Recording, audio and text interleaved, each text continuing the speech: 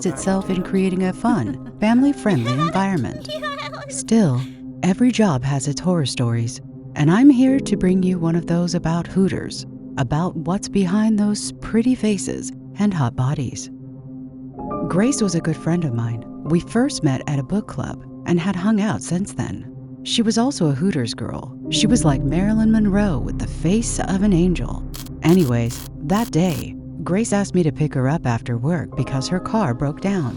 That was my first visit to Hooters. Janet, come here. Don't be shy. Grace told me over the phone. It's okay. I'll wait here. Come on, it's going to be a long wait. Honestly, I couldn't refuse her anymore.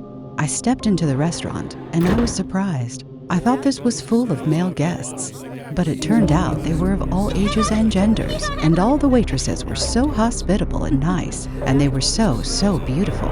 One of them took me to the table to wait for Grace, who was now busy taking orders. Hey, cutie, wanna hang out for a night? That drunk man over there said to Grace. She seemed annoyed, but still smiled. When his hand moved down to her waist, she grabbed it and pushed it away. Damn! He gave a smack on Grace's cheek. Ah! Hey! I ran over and shoved him. You bastard! That man was about to fight back, but a few guests got to stop him. Are you okay? I went to help Grace, but she pushed my hand away. Her cheek was still red. Sorry, my friend is new here. It's none of your business. Grace turned back to the man, whispered to him, and winked. Okay, baby. The man licked his lips, then followed her. Grace, stop it. He was trying to harass. I stopped Grace on the way. Just stay out of this. Grace gritted her teeth, then turned to smile at the man and went inside the staff room. Something was wrong. It had been an hour since they went into the room. What if my friend was harmed? I couldn't stay here like this. I must go look for her. While the other girls were busy, I snuck inside. The door wasn't locked, so I went in. It was so quiet here. Where can she be? I muttered as I walked around the room. There was nobody there. I looked around and was startled. Laughter seemed to come from behind the wall. I touched the wooden wall. Maybe there was something inside this painting. Suddenly, the wall cracked open. There was a secret door. I went in before it closed. The hallway was quite dark and even quieter than the room. After going through a few turns, I saw an old door without a room or number. Maybe they are here. I pushed the door and went in.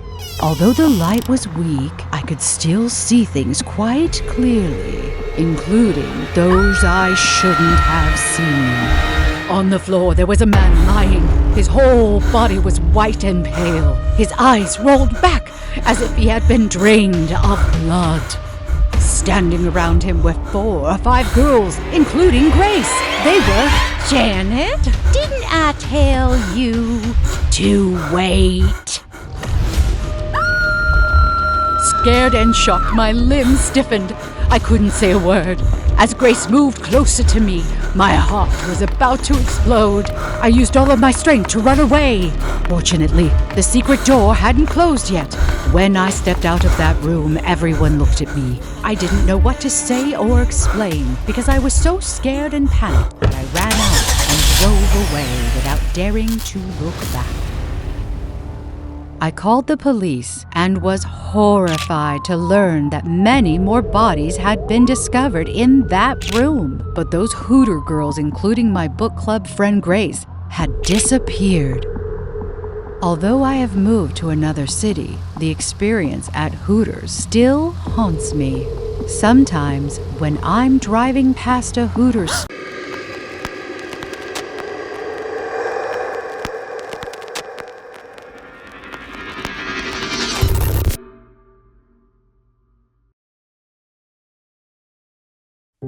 It took me a couple of weeks to find affordable accommodation. It was the Celine Hotel, with a pretty cheap rental rate, even being located in the center of downtown Los Angeles.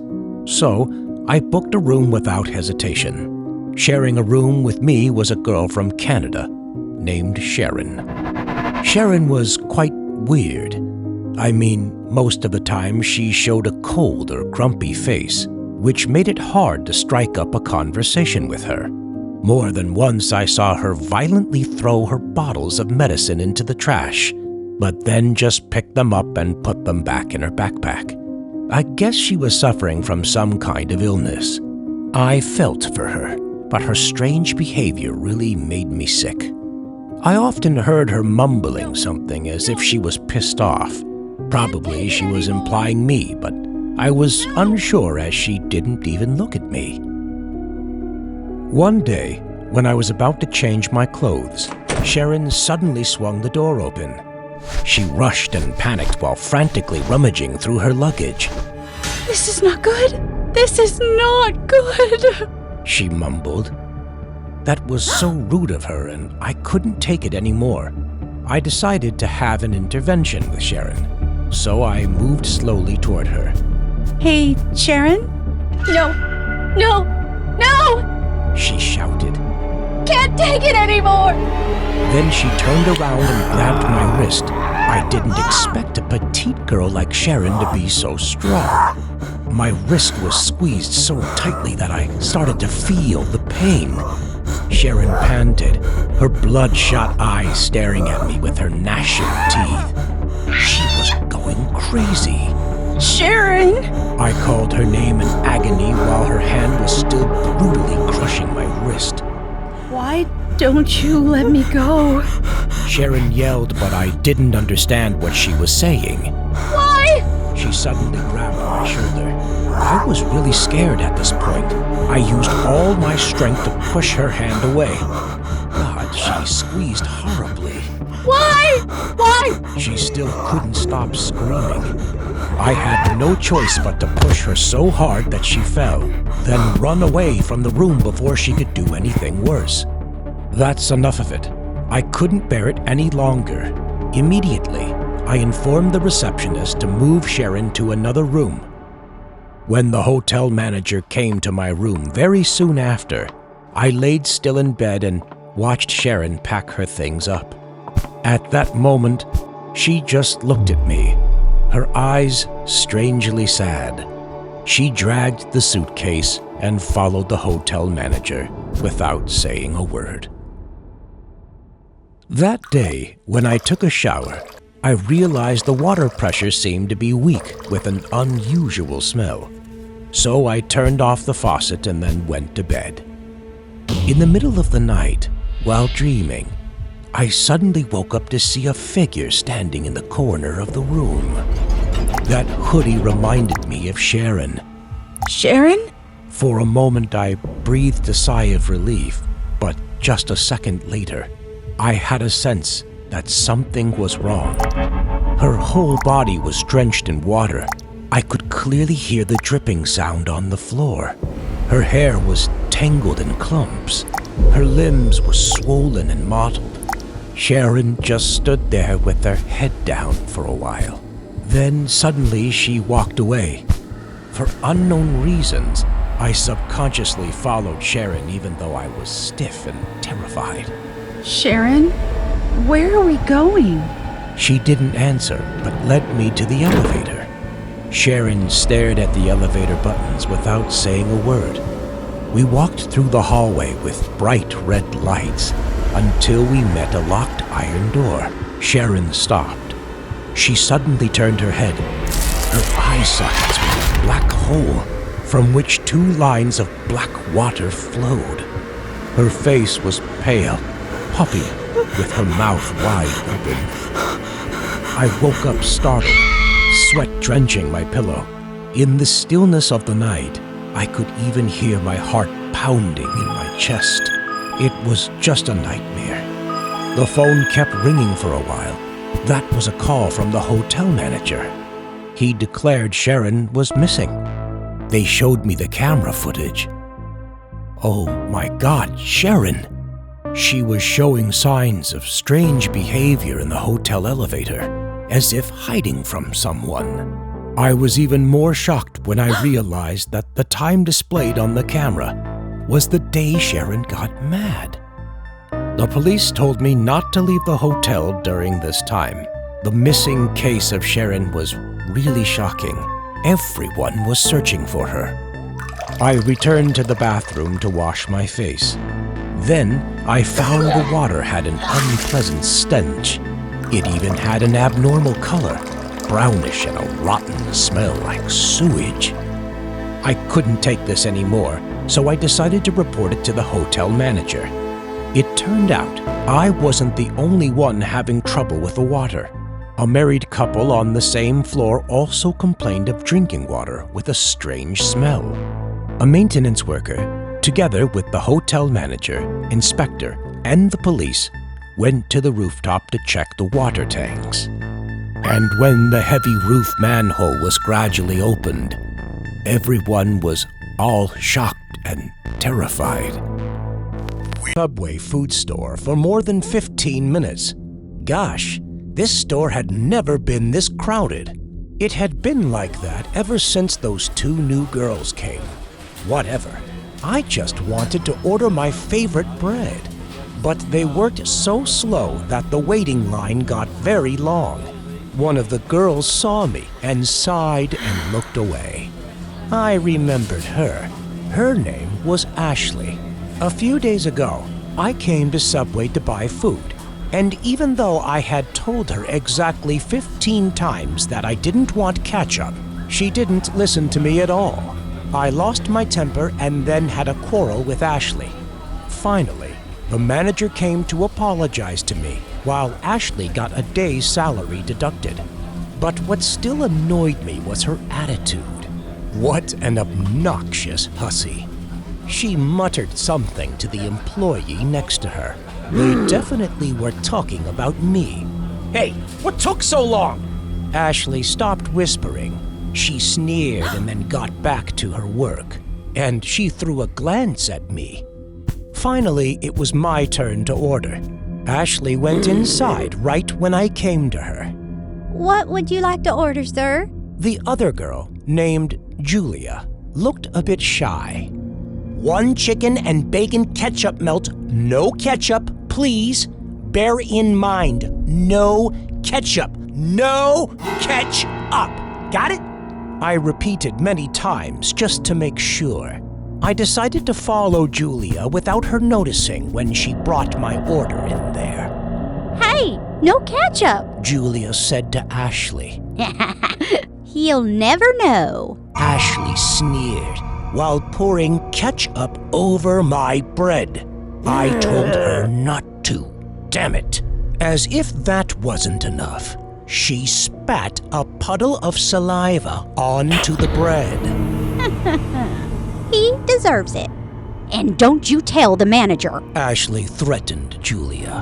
At that moment, I just wanted to rush over and rip that Ashley to pieces. Then the two girls walked out. Please, come and take your meals. I'm not taking this. Sir, I didn't put the sauce in, as you asked. Really? I saw her spit on my food. I pointed out to Ashley.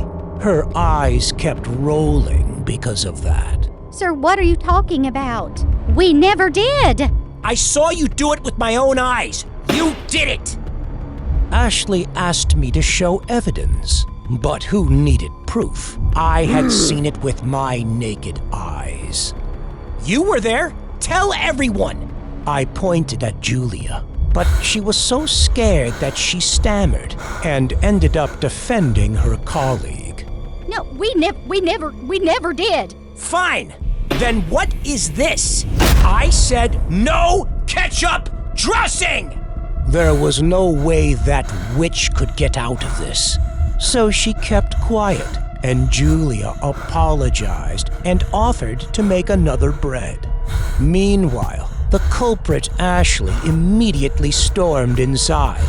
Remember, no ketchup! I was good with Julia. She was a better waitress. However, she immediately proved the opposite because she put ketchup onto my bread again. Ever since I stepped into this goddamned place, these two dumbasses had been making fun of me. I couldn't stand them anymore. I told you, no ketchup! Sir, I'm sorry. Please calm down. This is a mistake. Mistake my ass!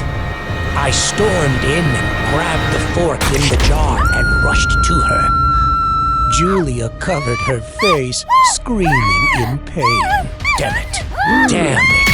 I frantically stabbed her, even though she was crying in deadly pain.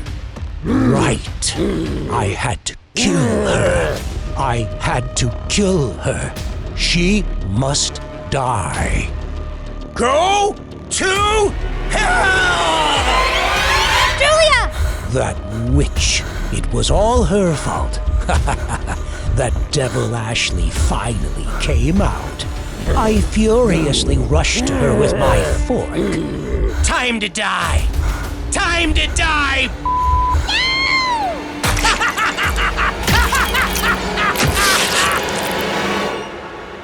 I didn't remember how many times I stabbed her, but when I stopped, she was lying there in a pool of blood.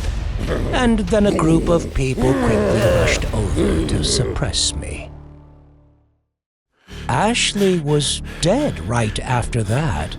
Julia went to the hospital and I was brought here. It was all Ashley's fault. It was because of her that no one believed me, and I was brought here. I told her not to put the ketchup in, but she didn't listen at all. No ketchup! No ketchup!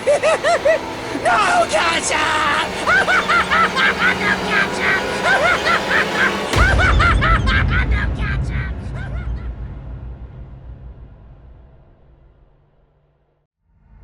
There was a rumor.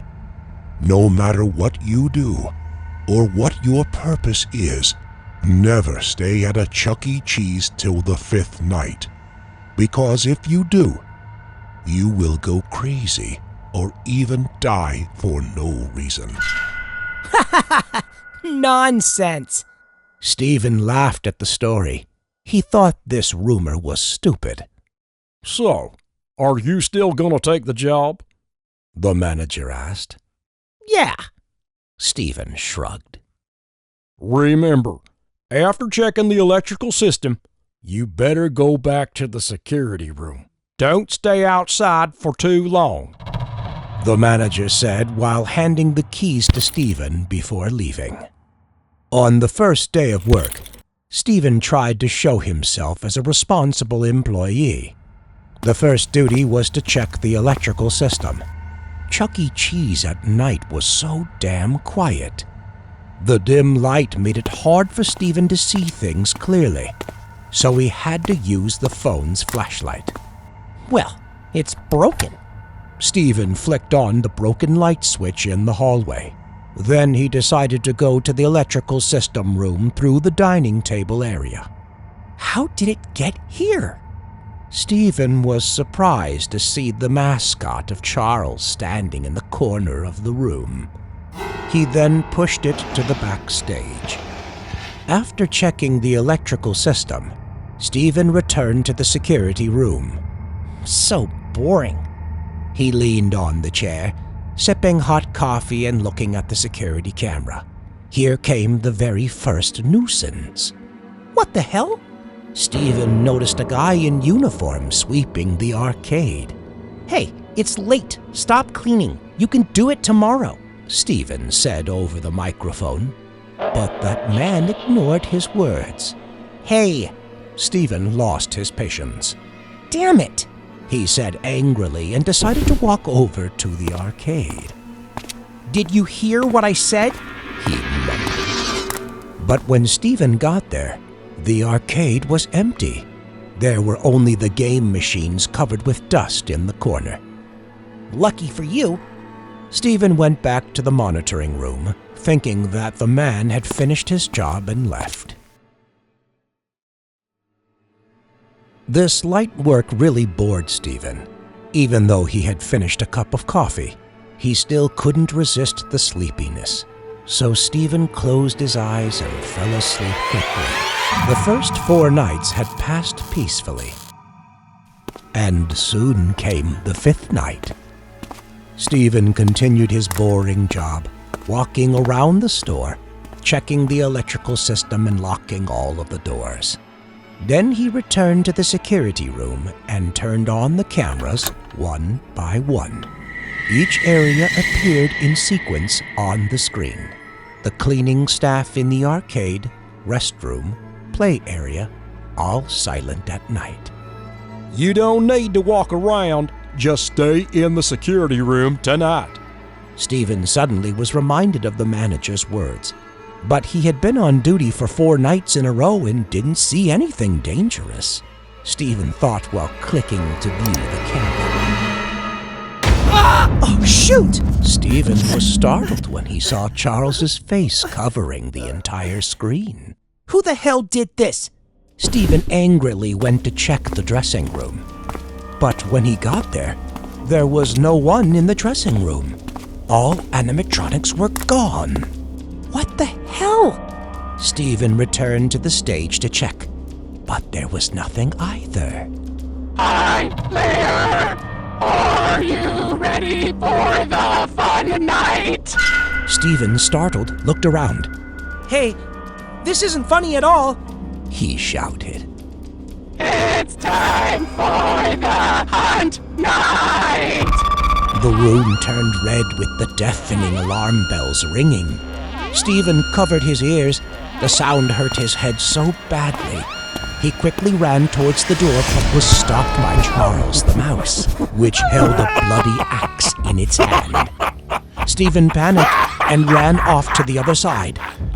The dark corridor was lit by the dim flashlights. Stephen ran in panic.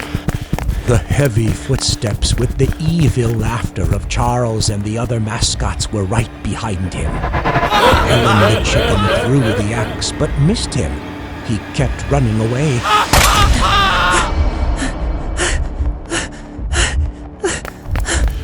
Stephen was now hiding in the dressing room among the dusty and furry mascots. He tried to breathe softly so those horrible things wouldn't find him. Heavy footsteps resounded in the air along with eerie laughter. Those creatures were very close, and they were hunting Stephen. The animatronic's attention was drawn to the wardrobe, so they slowly approached. There was no one inside. Stephen managed to escape the dressing room before the robots found him. He panicked and ran towards the exit, but it was locked. Damn it! Stephen ran to the security room again, but no matter how hard he tried, the door wouldn't open. No, please God, no! Stephen muttered desperately. Stephen kept running away, but this time the robots blocked all the aisles. They came closer and closer. While panicked Stephen slowly stepped back, he suddenly hit something. That was Charles the mouse. No!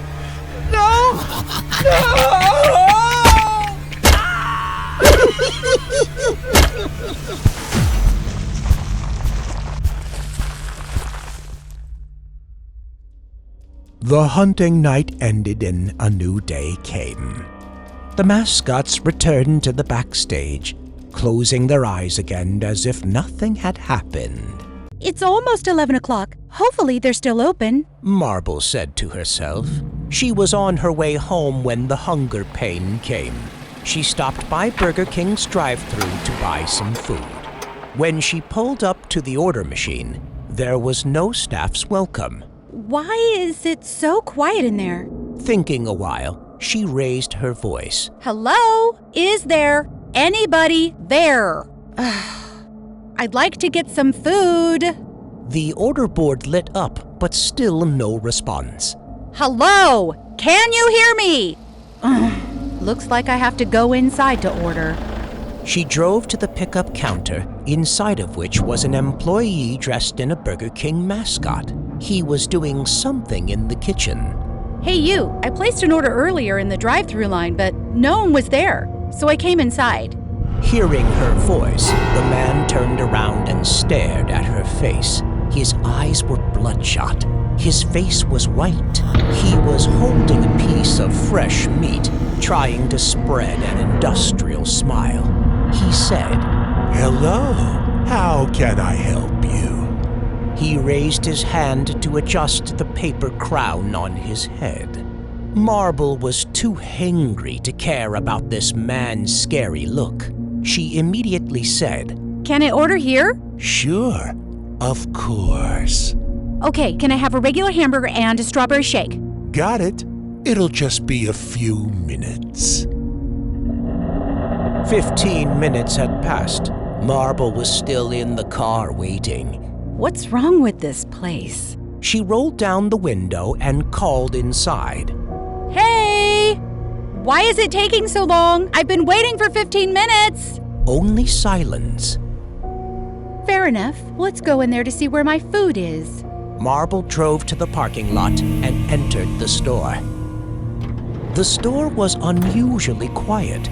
Suddenly, she heard rustling just above her head. She looked up to the ceiling and saw that somebody was crawling in a plastic pipe. Hey! Who's up there? That figure suddenly stopped. I know someone's up there! The shadow continued to crawl until the end of the pipe, then stuck its head out. It was a man in a Burger King uniform. Before Marble could say anything, the man raised a shushing finger, telling Marble to be silent. Then he whispered, You should get out of here. Marble still didn't understand what was going on. She angrily said, What a bunch of nonsense! Then she walked over to the counter and peeked into the kitchen to see the mascot guy doing something. Marble loudly called out, Hey you! What's wrong with this place? Hearing Marble's voice, the man immediately turned around and stared at her. Oh, it's you! Yes, it's me. Where's my food? With that industrial smile again, he walked towards the cash register slowly. Are you hungry? Yes! I'm starving! Bring me my food! Just a second. He turned around, walked into the kitchen, and grabbed a hamburger with his hand. Here you go. A regular hamburger, right? Marble suddenly trembled when she saw the hamburger in his hand. It was not an ordinary burger. Between the two buns was a human hand still bleeding. At this moment, Marble suddenly remembered the employee crawling in the pipe earlier. She turned her shaking head to look at the pipe in the ceiling. Just then, the Burger King man yanked her by the hair and smashed her head against the cash register. Where are you looking? Aren't you going to take the burger? Marble cried and begged. Please! Let me go! Eat your burger. While he spoke, the crazy Burger King man stuffed the burger into her mouth. Marble tried to resist, but the guy laughed and forced her to eat the human hand burger. Help! Please, help! Marble pleaded for help from the man inside of the pipe, but got no answer. No one can help you. No one! Now eat your hamburger! Now eat your hamburger! She had no more strength to resist and soon fainted.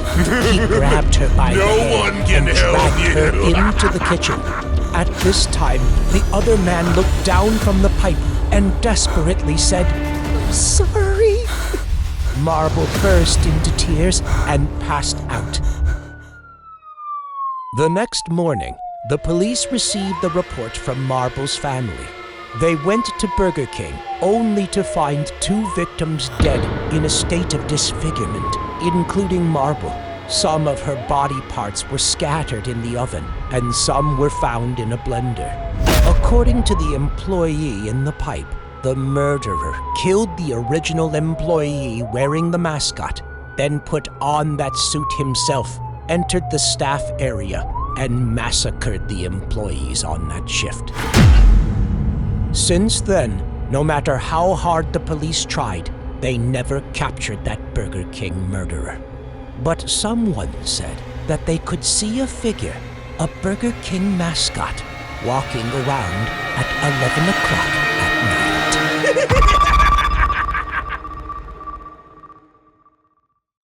Will? I called out his name in a panic, but there was only my own voice echoing back. Mike? Suddenly, a soft voice startled me. I immediately turned around, but nothing, only the dilapidated hallway. An intense search was conducted to find Will, but all efforts were in vain. They confirmed Will had died, based on the blood-stained clothes found at the abandoned Letchworth Hospital. But I held the belief that he was still alive. Will used to tell me about another dimension, and perhaps he was just lost in it. So I decided to go back to that hospital with Dustin and Lucas. We had to find our friend. Don't go back there! Lucas said. Right! Dustin agreed. Will is there, cold and lonely. Don't you want to find him? Fine, I'll do it by myself, I said and turned off the radio. Ever since Will was missing, they both behaved so strangely, like they didn't even care if Will was alive or dead. On the floor was a pile of rubble. On both sides of the wall were long streaks of blood and scribbled words.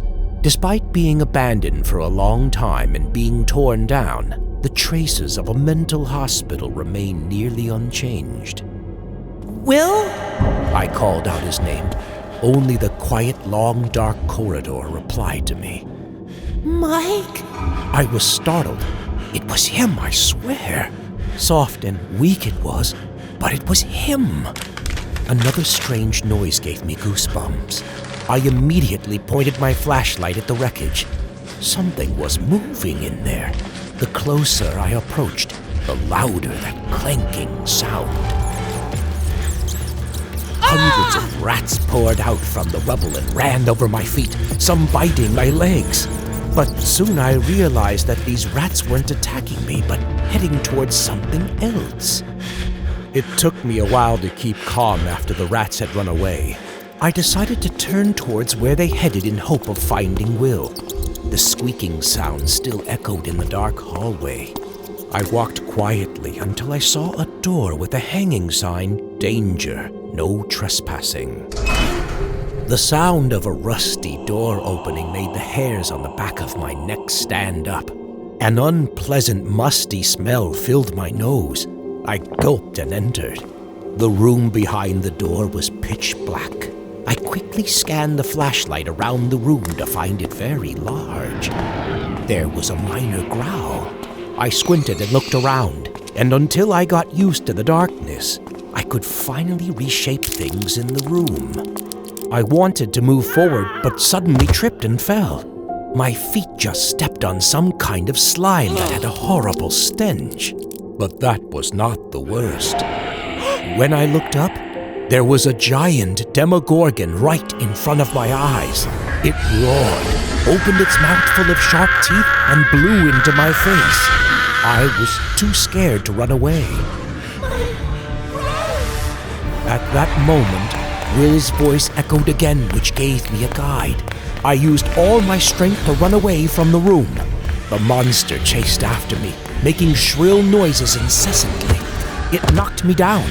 My whole body ached. I thought my ribs were about to break. The monster was right in front of my eyes. It was rushing toward me. No! Mike! Mike! Mike! I woke up gasping for breath. The monster was no longer there, only Dustin and Lucas. Ah! I cried out in panic. Calm down! Calm down! It's all right now. Dustin patted my shoulder. I tried to control my breathing.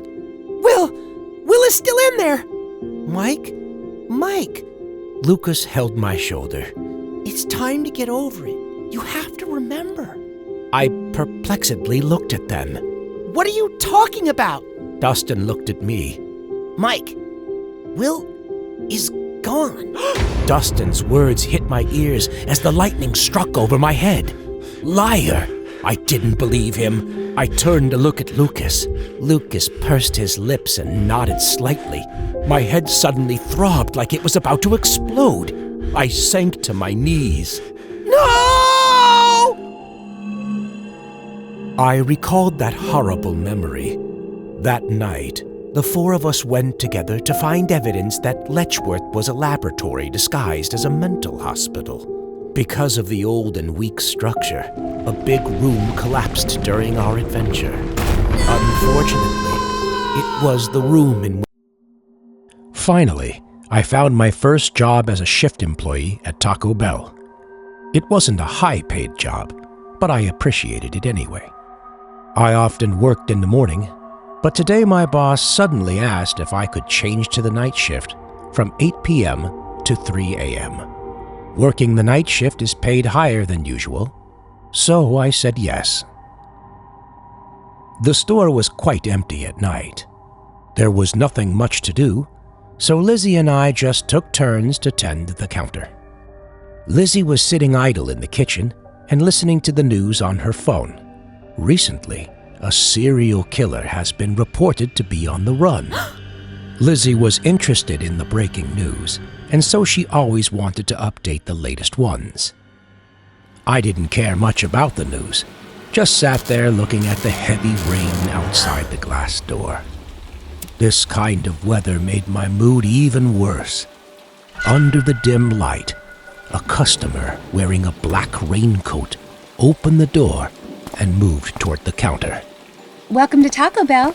I said politely. That man looked at the menu on the table for a long time.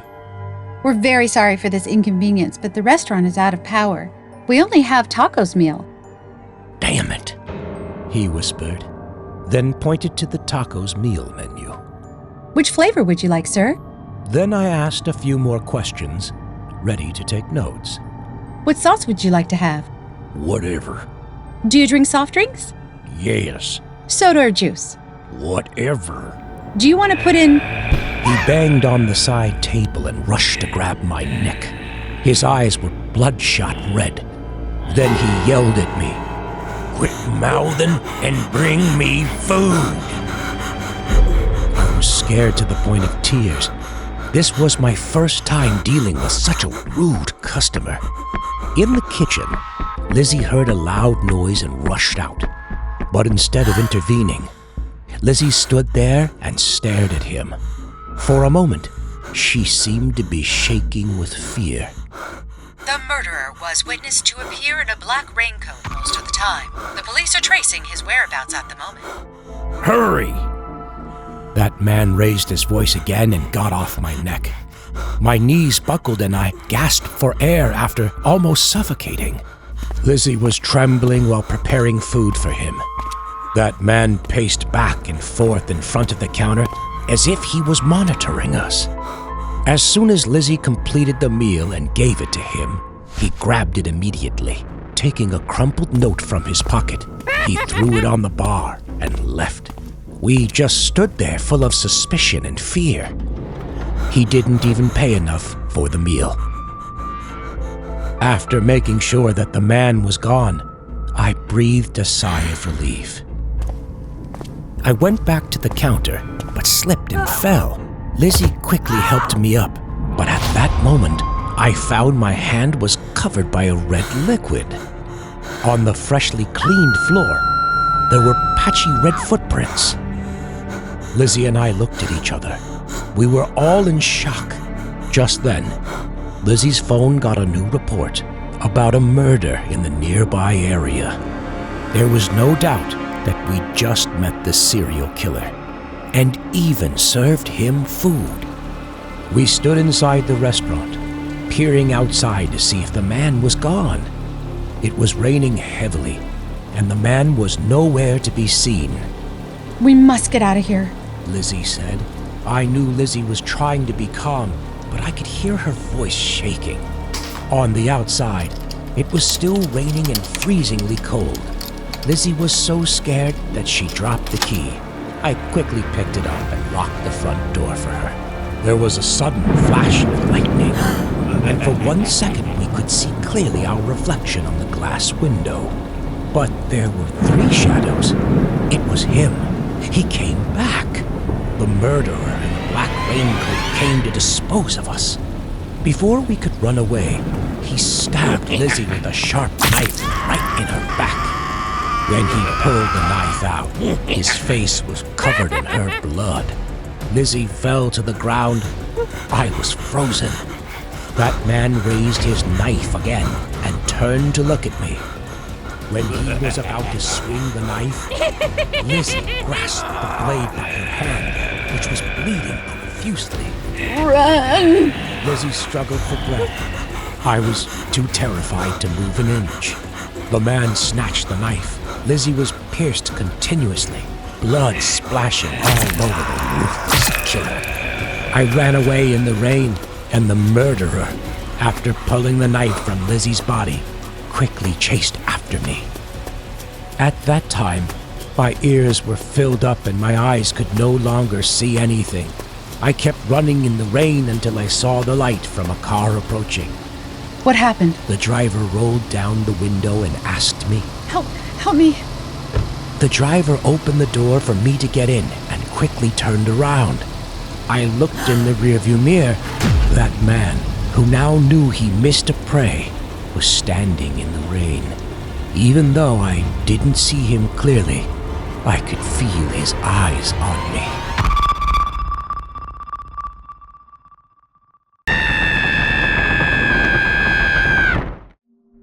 The Mayhem Amusement Park had a scary rumor that the Mayhem roller coaster tracks would take you to a mysterious area where you would be stuck forever. That rumor began to spread after many people went missing while riding the roller coaster.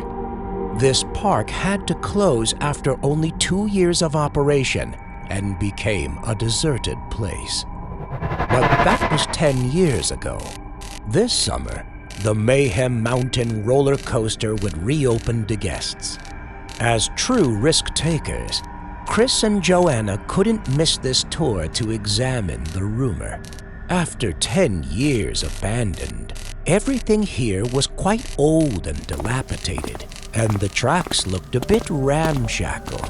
Even though it was reopened, it still looked eerily deserted. Hi.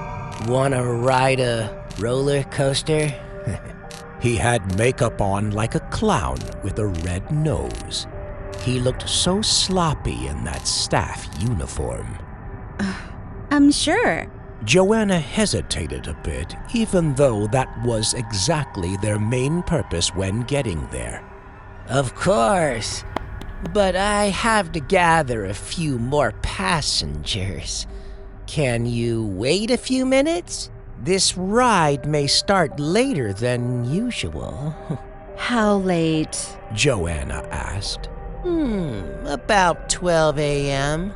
But don't worry, a roller coaster ride only lasts for 15 minutes.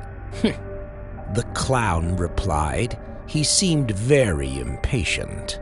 Joanna looked at Chris, and they both agreed. All right, just a few minutes waiting. And then they sat down to wait. But after a while, there were no more guests, and the clown wasn't around. All right, a little bit less passengers than usual, but enough for today. The man finally came back. Joanna and Chris looked at each other confused. But the good thing was they didn't have to wait for another day to explore the ride. The clown quickly led them up the stairs and seated them carefully. Remember to fasten your seatbelt and do not scream, the clown repeatedly told them. Don't scream? What a freak, Chris mumbled. Joanna didn't notice her friend's words because what bothered her more was the clown's weird glance at them, and his hands were scratching each other harder and harder. Soon after the two people got on the roller coaster, the seatbelts tightened around them stably. Joanna and Chris looked at each other, and before they could say anything, the roller coaster moved. A feeling of euphoria made Joanna shiver. The roller coaster raced at full speed through each rotation, and fortunately, Joanna was able to suppress her screams. As for Chris, he was extremely excited and shouted at the top of his lungs. One round, then two, and three. They soon became dizzy. The train still raced like a beast, ripping through the fog. At this point, Joanna began to notice something strange. Joanna tried to open her eyes to see the clown in the control booth, but there was no one there. She panicked, and Chris also noticed this strange thing. He kept screaming in the hope that someone would hear his cry for help. The roller coaster kept running while they became more and more exhausted. Then, all of a sudden, the glider's screws became loose and began to screw backward. Joanna and Chris grabbed all the nails that fell out from the vehicle. The roller coaster kept accelerating as if it would never stop. At that moment, Joanna saw a familiar figure standing below.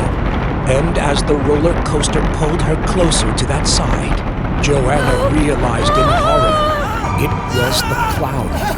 He was smiling devilishly. His mouth was wide open with those lifeless eye sockets. He was enjoying their suffering. The vehicle began to wobble more than ever, and they could no longer hold it back. It continued to roll over. Chris's screams tore up the still air. The seatbelt popped out. Joanna and Chris almost fell out, but they still managed to hold on the tramp. Chris's whole body was floating in the air. His hand started to slip away, but he still didn't want to cling to Joanna.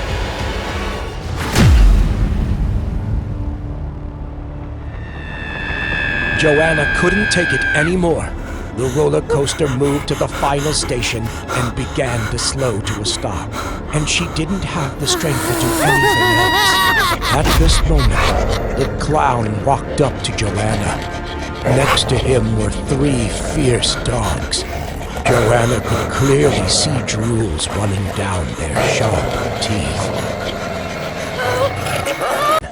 But I know and remember exactly what I have been through. More than 20 years have passed. The memory of the strange parade still haunts me, even in my sleep. July 4th, 20 years ago, my parents and I went to my father's brother's house in the suburbs, which took us 4 hours of driving. I was overwhelmed by the gorgeous view of the street. I even saw the colorful antique cars ready for the parade. Where are the parade people from? I asked my cousin, Claire. I don't know. Claire shrugged.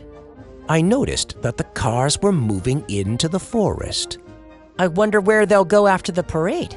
Not waiting for Claire to answer, I ran after the convoy into the forest. Max! Max! Wait! Ouch! Suddenly I slipped and fell.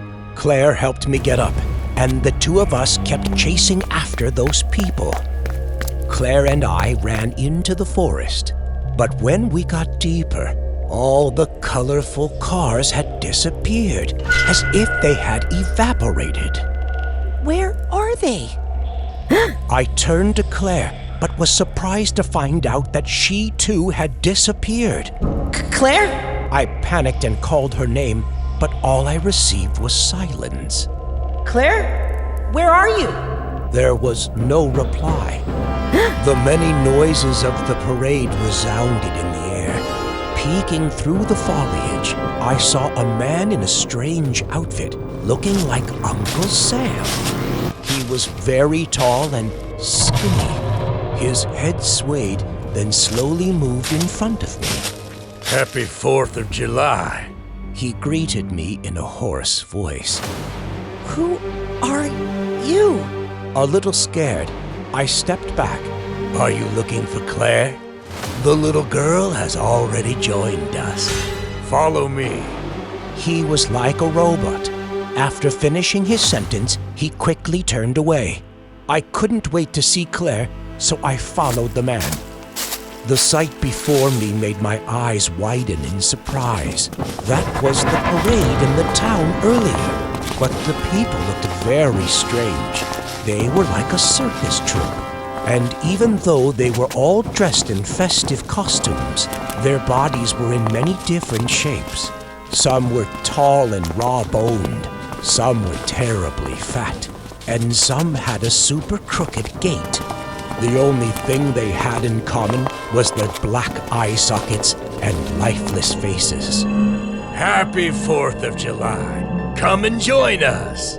One man handed me a strange flag and hat. At that moment, I was hypnotized. For a second, I forgot about Claire and just unconsciously kept following those strangers. As the procession passed through a cemetery, Ouch! I suddenly tripped. That brought me back to my senses to see Claire right in front of me. She was in a weird dress, just like the crowd. I pushed my way through the crowd and walked over to her. Hey, Claire! I called. Claire! I patted her shoulder again, but she seemed to ignore me.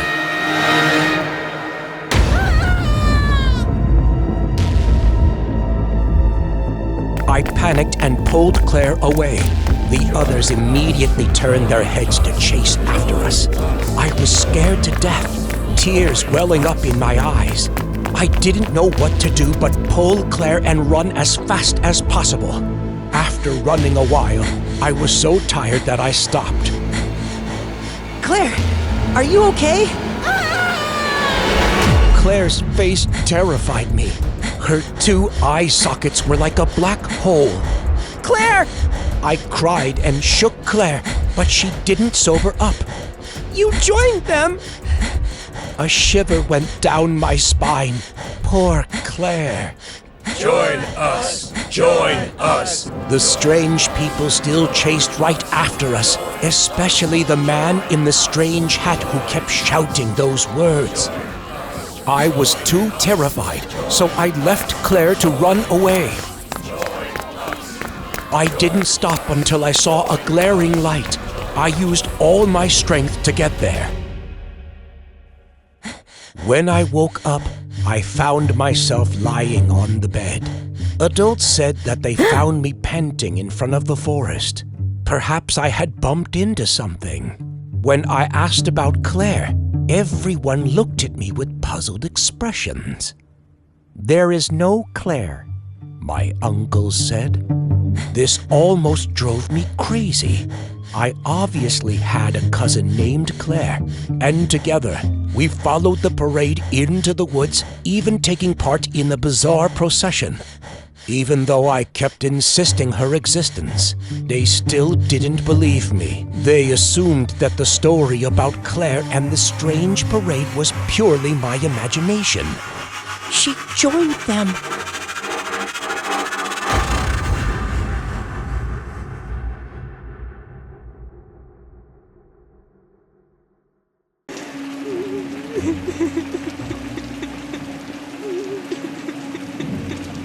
It's all my fault. I shouldn't have let you make that stupid video. Ryan, please forgive me. No, are you crazy?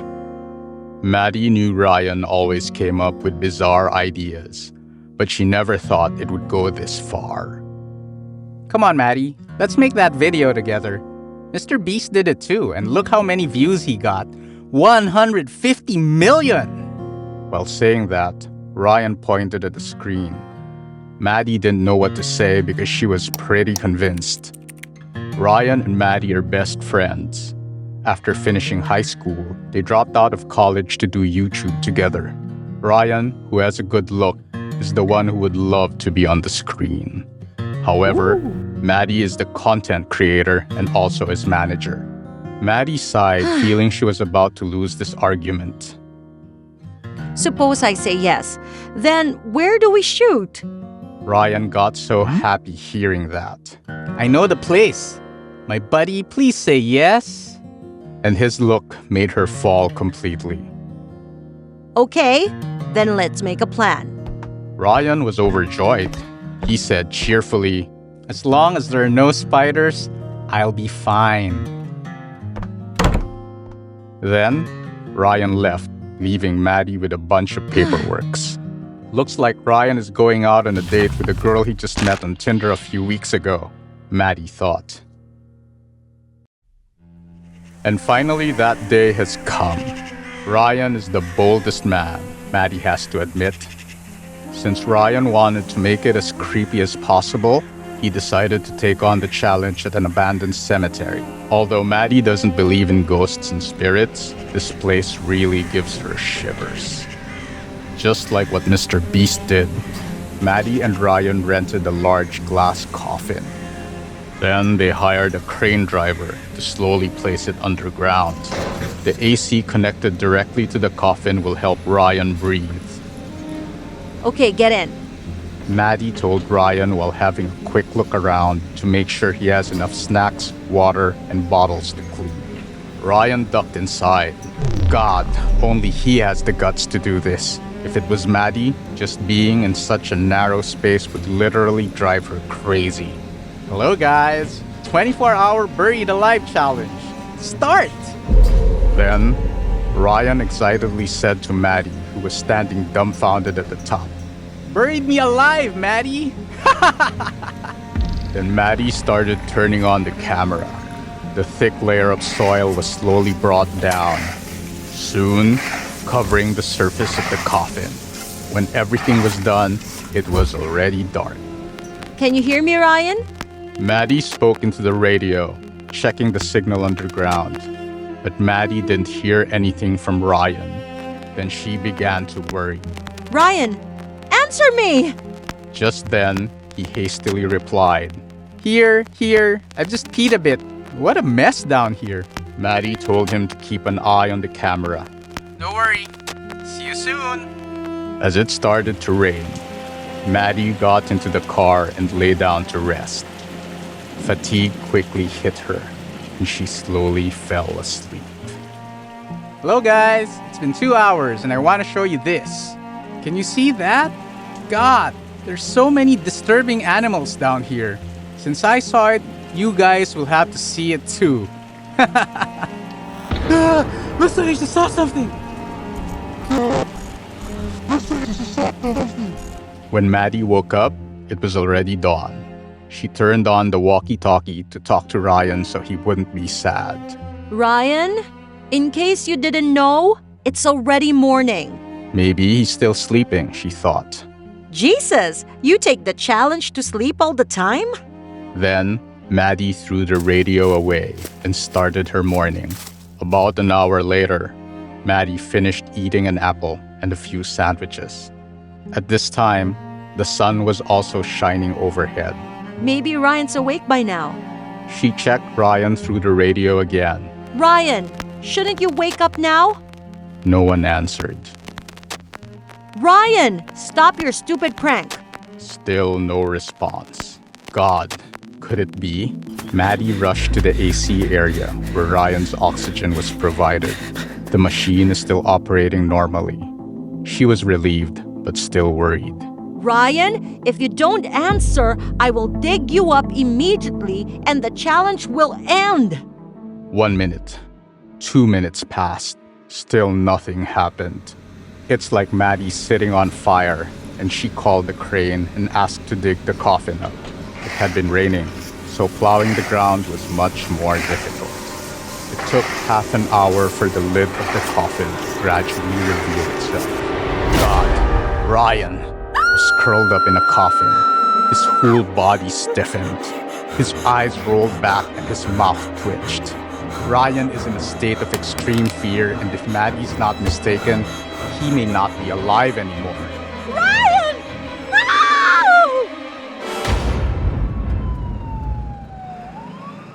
No! After that, Maddie fainted and didn't know what else to do. According to what she heard, the crane man called the police. According to the investigation, maybe in the middle of the night, Ryan had a panic attack, combined with the narrow space which led to this tragic death. Before panicking, police found another video. For you. We are so sorry for your sufferings. In the video is Ryan with an eager look on his face saying, Maddie, because I don't have the courage to speak to you directly, I will say it now. Now you see it, you must be editing videos. Maddie, I love you. I know I keep you busy by disappearing a lot these days. But actually I prepared a vacation for you and me. If you don't mind, please be my girlfriend. So? Maddie's heart clenched. If only she knew Ryan's feelings in advance. If only he had told her frankly before taking on this stupid challenge. If only she hadn't let the spider in because she was so frustrated. Things would have been different. God, I hope this bus never stops. It was Sunday night, but I still had to go to work. Forgot to mention, I work part-time at a Chuck E. Cheese. I know what you were thinking. Working at Chuck E. Cheese is a dream job. Having fun with the kids is nothing to complain about.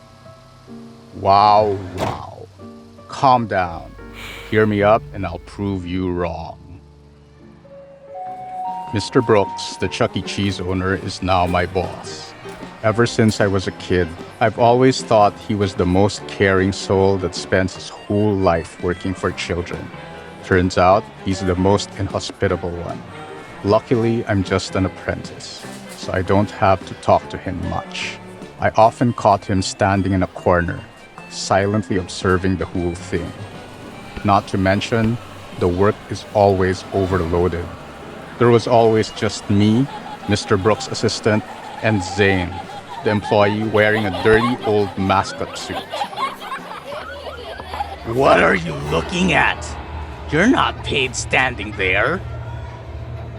I did not have a moment's rest, but I was no doubt lucky enough to not be forced to wear the costume. For so long, I never even saw the man beneath the mascot. Zane has to talk to children and dance for them all day. What's worse, he was always under the supervision of Mr. Brooks. It's rare for children to laugh so happily these days. Maybe he comes up with something interesting. So I turned around to check it out. What the hell? Zane was on stage and staggered like he's drunk. He fell, then got up again, and then fell again. It goes on and on in the crunchy laughter of the children. The mascot shoes were so old and dirty. I froze when watching the thin red line stream down the face of the children's icon. How could this be committed? Since I feared the assistant can sense the lost productivity, I went about my business.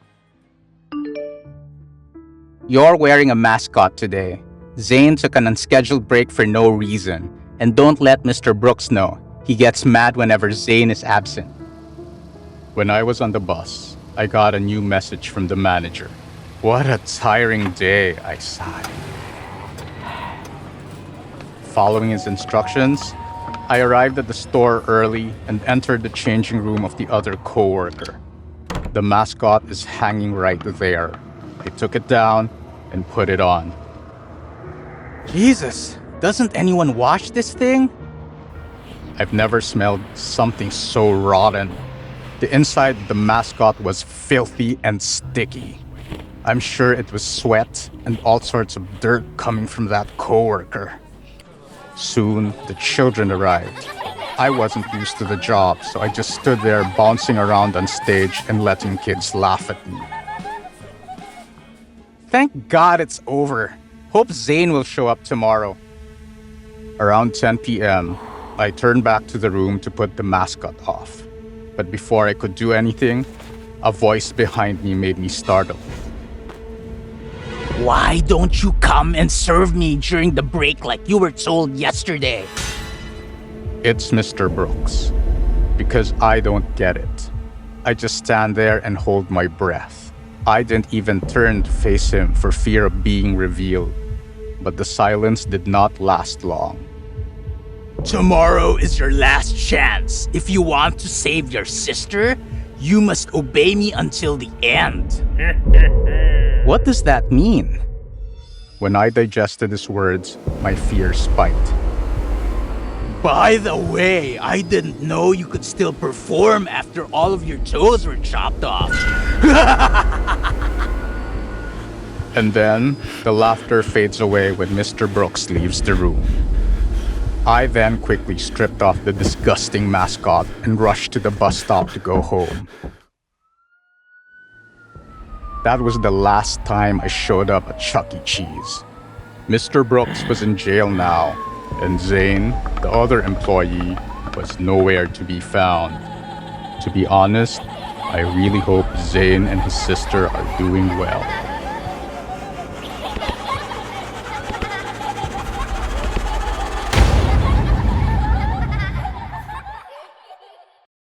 That nightmare keeps coming back again and again. It was Friday night. I had a night shift at a 7-Eleven gas station. I used to be a medical student. I didn't have any financial support, so I went to work part-time to earn extra income. I usually didn't garner as many customers as the day shift would. Maybe just the occasional night owls or creeps that would stop by. Let me in! Let me in! Let me in! Dealing with such guys, I usually locked the window and ignored it.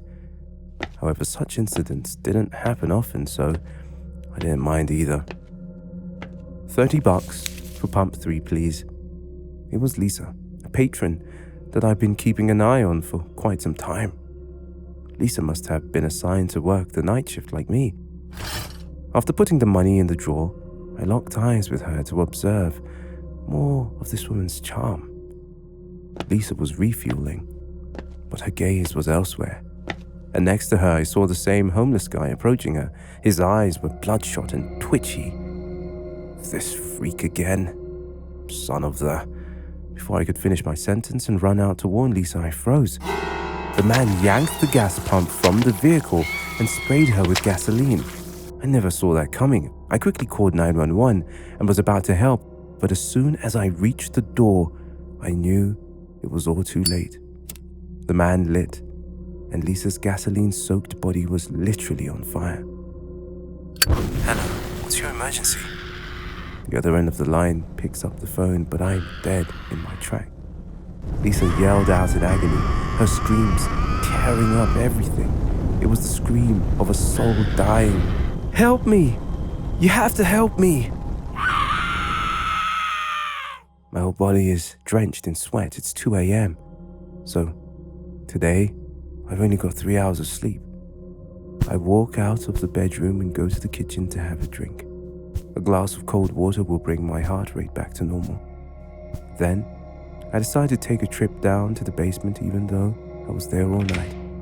The basement is dim. My eyes catch a weak light shining from the corner of the room. On the old mattress lies the person I love so much. She's sleeping peacefully. Lit would be nice if she was always quiet like this. Suddenly her eyes get wide open and she stared dead at me. Ah, honey, do you wake up so early? She doesn't utter a word. Only when I'm about to leave, she grabs my arm and moans, "Please help me." Darling, I'm helping. It's only getting better, I promise. As soon as I finished my sentence, she went crazy like an animal. She was messing around and tearing me apart. I took a step back, and she still stormed forward despite her unhealed wounds. As expected, the chain from her ankle jerked her back, making her fall to her knees. Normally, Lisa is very gentle, girlfriend. But at some times like this, only this chain can hold her back. I gave her an injection to put her back to sleep, then locked the basement and went back to my bedroom. Half a year has passed, but the police and those people still haven't given up on Lisa. If only they knew that she was with the one who loves her the most, accepts her no matter how distorted she becomes. Of course, if you're wondering, the guy that made her come to be like this was taken care of a long time ago. I left everything behind just for Lisa, after she finally asked me for help that night. You don't understand, neither will she. I get it, but I for sure will never give up on her. Ever. Hello, what's your emergency?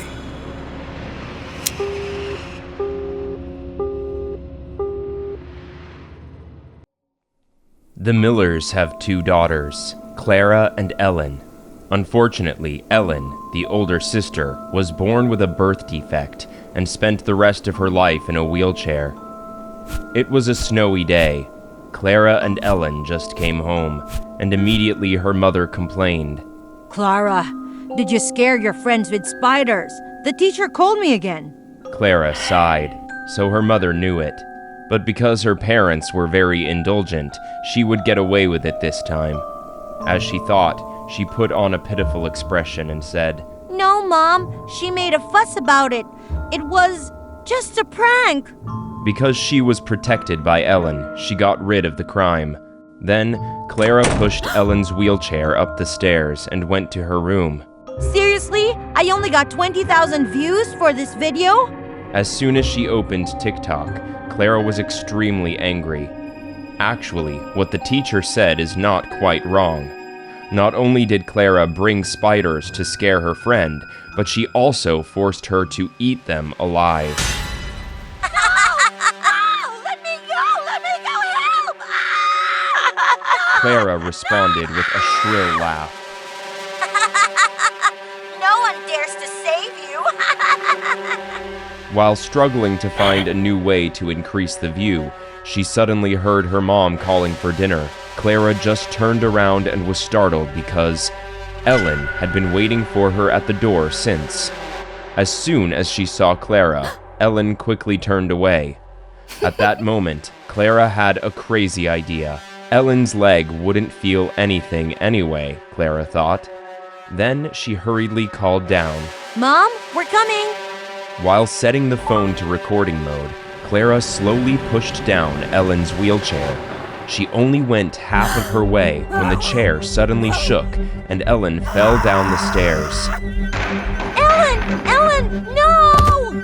Clara screamed, but she couldn't hold her sister in time. As soon as she heard the noise, Mrs. Miller rushed out of the kitchen, and witnessing this scene, she was stunned. Ellen collapsed at the bottom of the stairs, and due to the fall from above, the joint of her leg was broken and twisted backward. Even the wrist was no longer in its original joint shape. Ellen lost consciousness, and Mrs. Miller quickly dialed 911. No one noticed Miller's eerie smile as she pressed the Save Video button. 2 weeks later, Ellen had to stay at home. Since that video, Clara's TikTok view has significantly increased. Some praised, some criticized, but in the end, they all just considered it an incident. Recently, Clara had run out of ideas. She came back to a lot of things: music, punk rock fashion, and videos forcing her friends to eat worms. But nothing seemed to attract as many views as the scene where Ellen falls down the stairs. So Clara decided to make another video with Ellen, but this time she would be more creative. On a cold February evening, when the Millers were asleep and Ellen climbed onto a bed by herself, the house sank into the stillness of sleep. But there was one person who hadn't slept, and that was Clara. She was in the kitchen and streaming on TikTok. Okay, guys, this is all we need. Clara took out a sharp knife from the kitchen. Then she headed straight to the second-floor bedroom where Ellen was sleeping. Clara stroked her sister's serene face, curious about this face in a few more minutes. Let's do this! Clara looked into the camera and then slowly raised the sharp knife.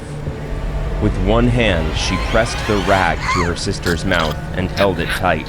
With the other hand, she stabbed her sister with a strong, decisive blow to her stomach.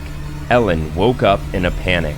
Before she could understand what was going on, the next slash continued to fall, and then another to another slash. Ellen's pain was in her bones. She tried to struggle, but couldn't get rid of it. All Ellen could do was to let out a hum. Shh! Don't spoil the evening. As soon as she finished speaking, Clara stabbed the knife straight into Ellen's neck. Blood spurted from it, splashing all over her face and clothes. God, Clara didn't think things would get this messy. She quickly covered the pillow over the face and neck of Ellen, who was now struggling on the bed. However, the layer of blood quickly soaked the pillow. It felt like enough now. Clara ended the stream, then quietly went outside the house and called 911. Clara Miller, 14, was arrested at the scene. The murder happened while the Millers were sleeping, and no one knew about it. Due to blood loss, the victim did not survive and officially died at 4 a.m. today. A video is becoming viral on TikTok, believed to be the video the murderer shot right after stabbing her sister to... I stabbed my sister. I stabbed my sister. I stabbed my sister. I stabbed my sister. I stabbed my sister.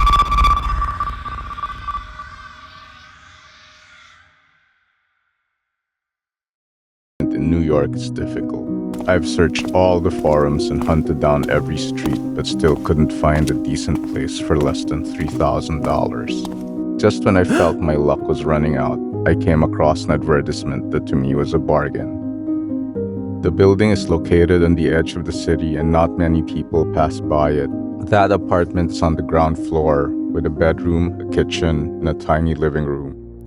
The only thing that I don't like about the apartment is the pile of weird furniture left by the previous owner. The curtains, lanterns, wall decorations, or even the sofa sets all look old and discolored. I once tried to sit on the leather chair, and to be honest, the feeling of it is so strange, cold and slippery. What's worse, they all smell like the disinfectant you could smell at the hospital. Is the previous owner a creep or something? When thinking about the workload and money I have to spend on redecorating the apartment. For the first few weeks, I simply put a mattress in the middle of the house to sleep since the moving process cost me a bundle. One day, I was so exhausted that I fell asleep immediately as soon as I laid down on my back. I don't know what time it was, but when I woke up, it was already dawn. My whole body was drenched in sweat. I was so weak that I couldn't feel my own breath. The nightmare was so real. I saw dozens, sometimes even countless dark figures with distorted, disgusting faces surrounding me. They clung to me. I was in a complete state of panic, yet I couldn't make a sound. What the heck was that? I thought it was all just a dream, but deep down, I know it's more than that. Whenever I lie down and am about to sleep, that dream comes back and haunts my night. The only way to get rid of it is keeping myself awake all the time. After 1 week, I felt like I had sleep paralysis. Sometimes, I see a disfigured woman in a white dress, always standing at the end of my bed. She kept squealing shrill screams and scratching herself. Sharp black fingernails continued to expose the flesh, and drops of blood dropped to the floor.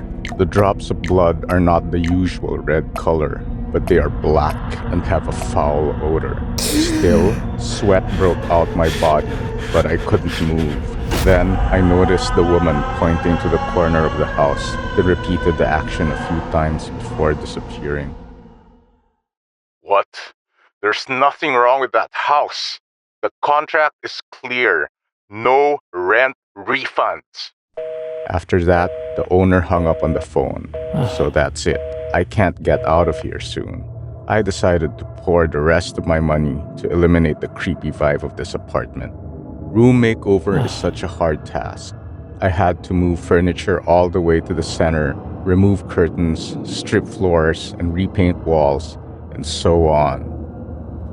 One evening, after peeling off the bedroom carpet, I discovered a broken piece of wood on the floor. So I carefully removed them, and I saw a small notebook with different names and dates. That looked so old and dirty. Curiosity got the best of me.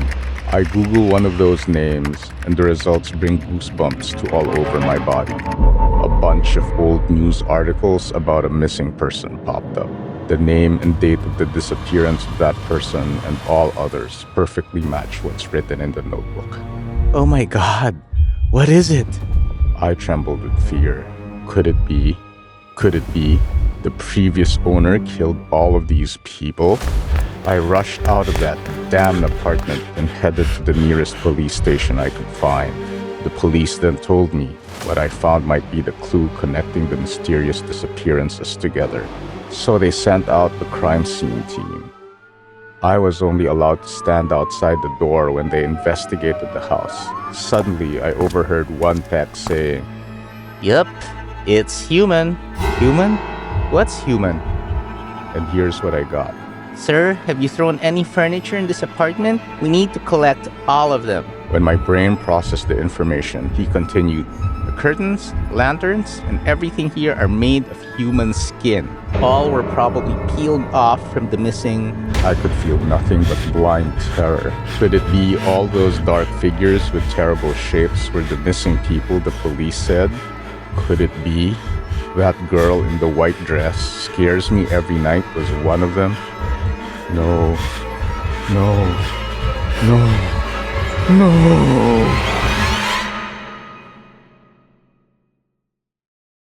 And she didn't have a raincoat either. If the rain hadn't stopped, maybe she would have to stay overnight at the store. But she didn't like that at all, because there was a rumor that this store was haunted. Don't clean the dining room table at 12 o'clock because you might see them. Baron, a day shift employee, warned Jade so. Them? The kids, Jade. Don't you know? Baron shook his head. 10 years ago, there was a serial murder here, but the killer was never identified. The victims were 5 children. They were dismembered and stuffed in 5 mascots. From then on, their ghosts haunted this restaurant. When the clock pointed to 12, they would appear, started singing, dancing, even breaking furniture. The corpse stuffed into Charles' mascot is the most mischievous and evil, Baron suddenly emphasized, which gave Jade a sudden goosebump. However, she signed in the contract for the night shift work so she couldn't break it. As long as I don't get there at 12 o'clock, I'll be fine. But things were out of her expectation. Now it was raining heavily and she was stuck at the restaurant.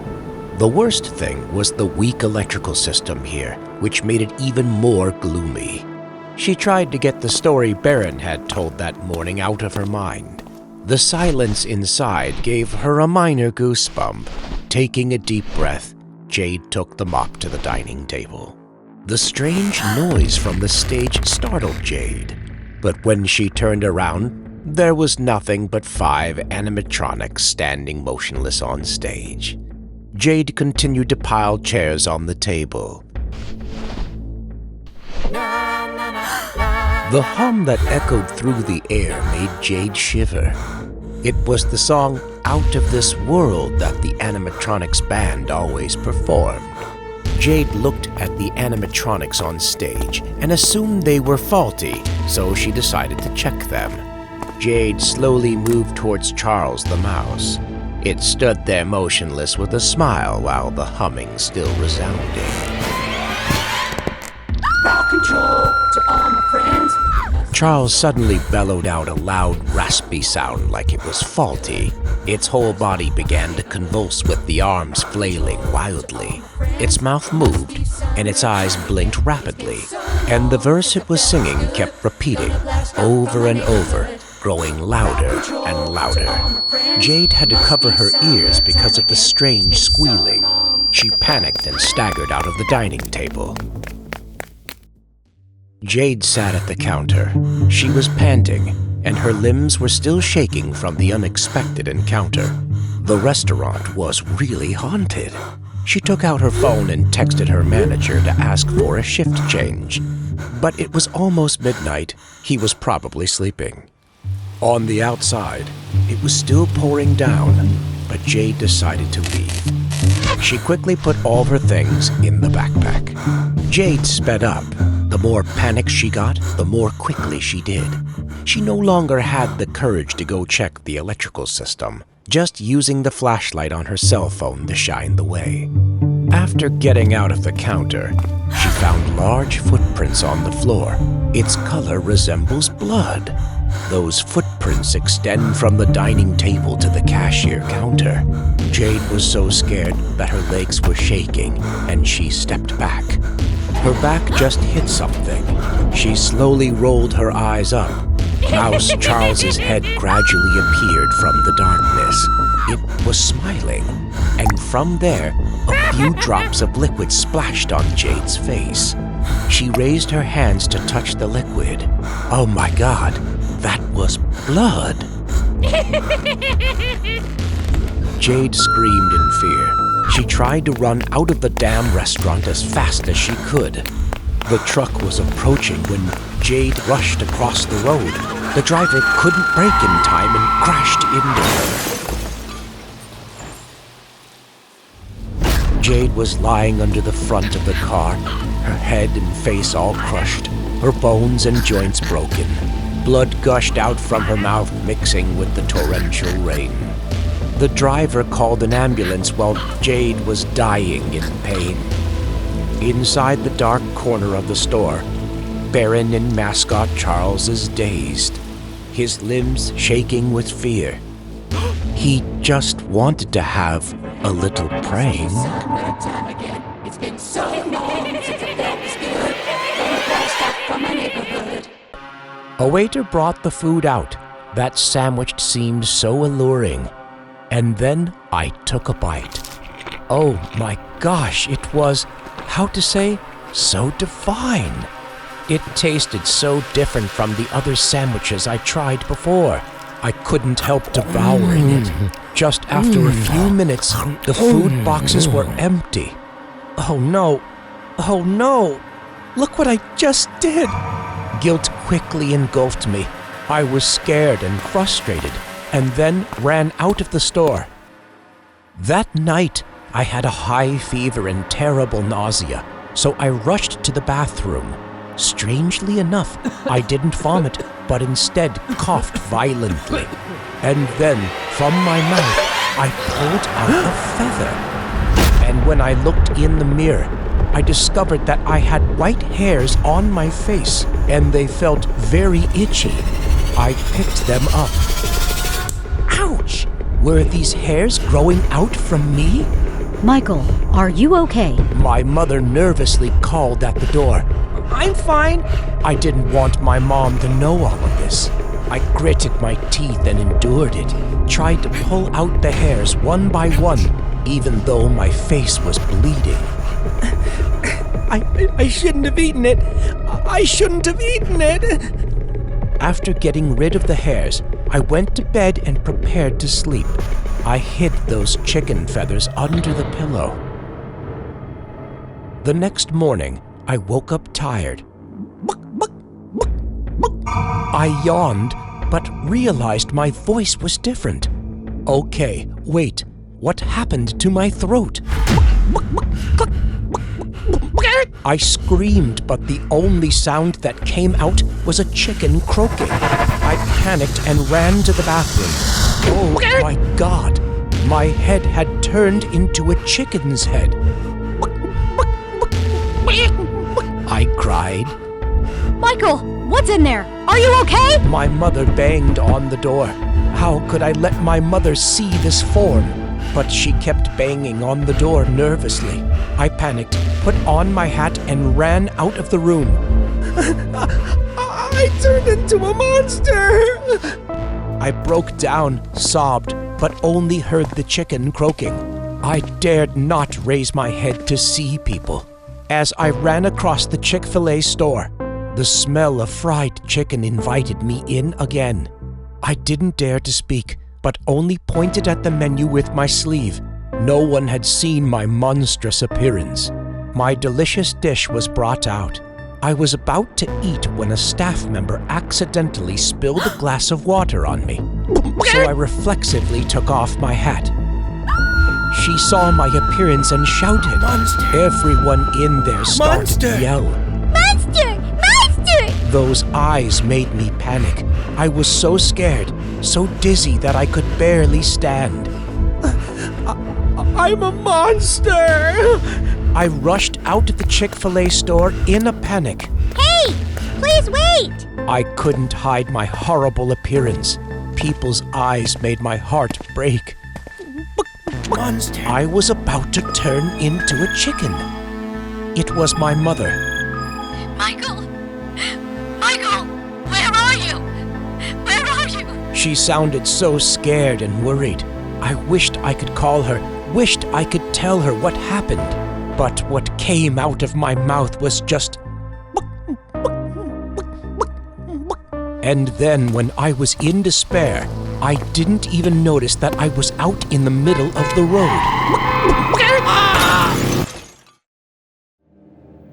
I woke up to find myself in the hospital. Panicked, I raised my hand to touch my face. My whole face was bandaged. Mommy? Karen arrived home at 3 a.m. The weekend business trip drained all of her energy. Even so, Karen still got up early to make breakfast for Anderson, her fiancé. For her, a sandwich and a morning cup of black coffee was a great compensation for the time away from home. As usual, Anderson was dressed in a neat suit and sat cross-legged in an armchair in the center of the living room.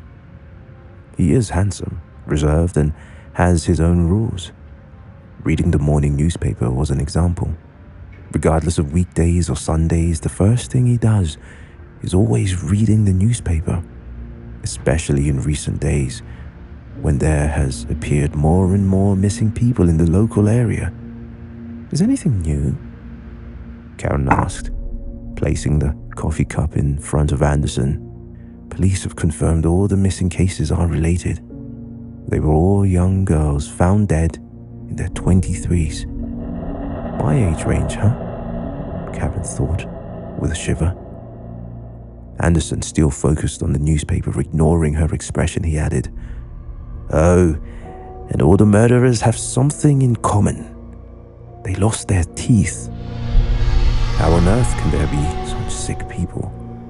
The cases usually happen around 6 to 7 p.m. when everyone is on the way from work.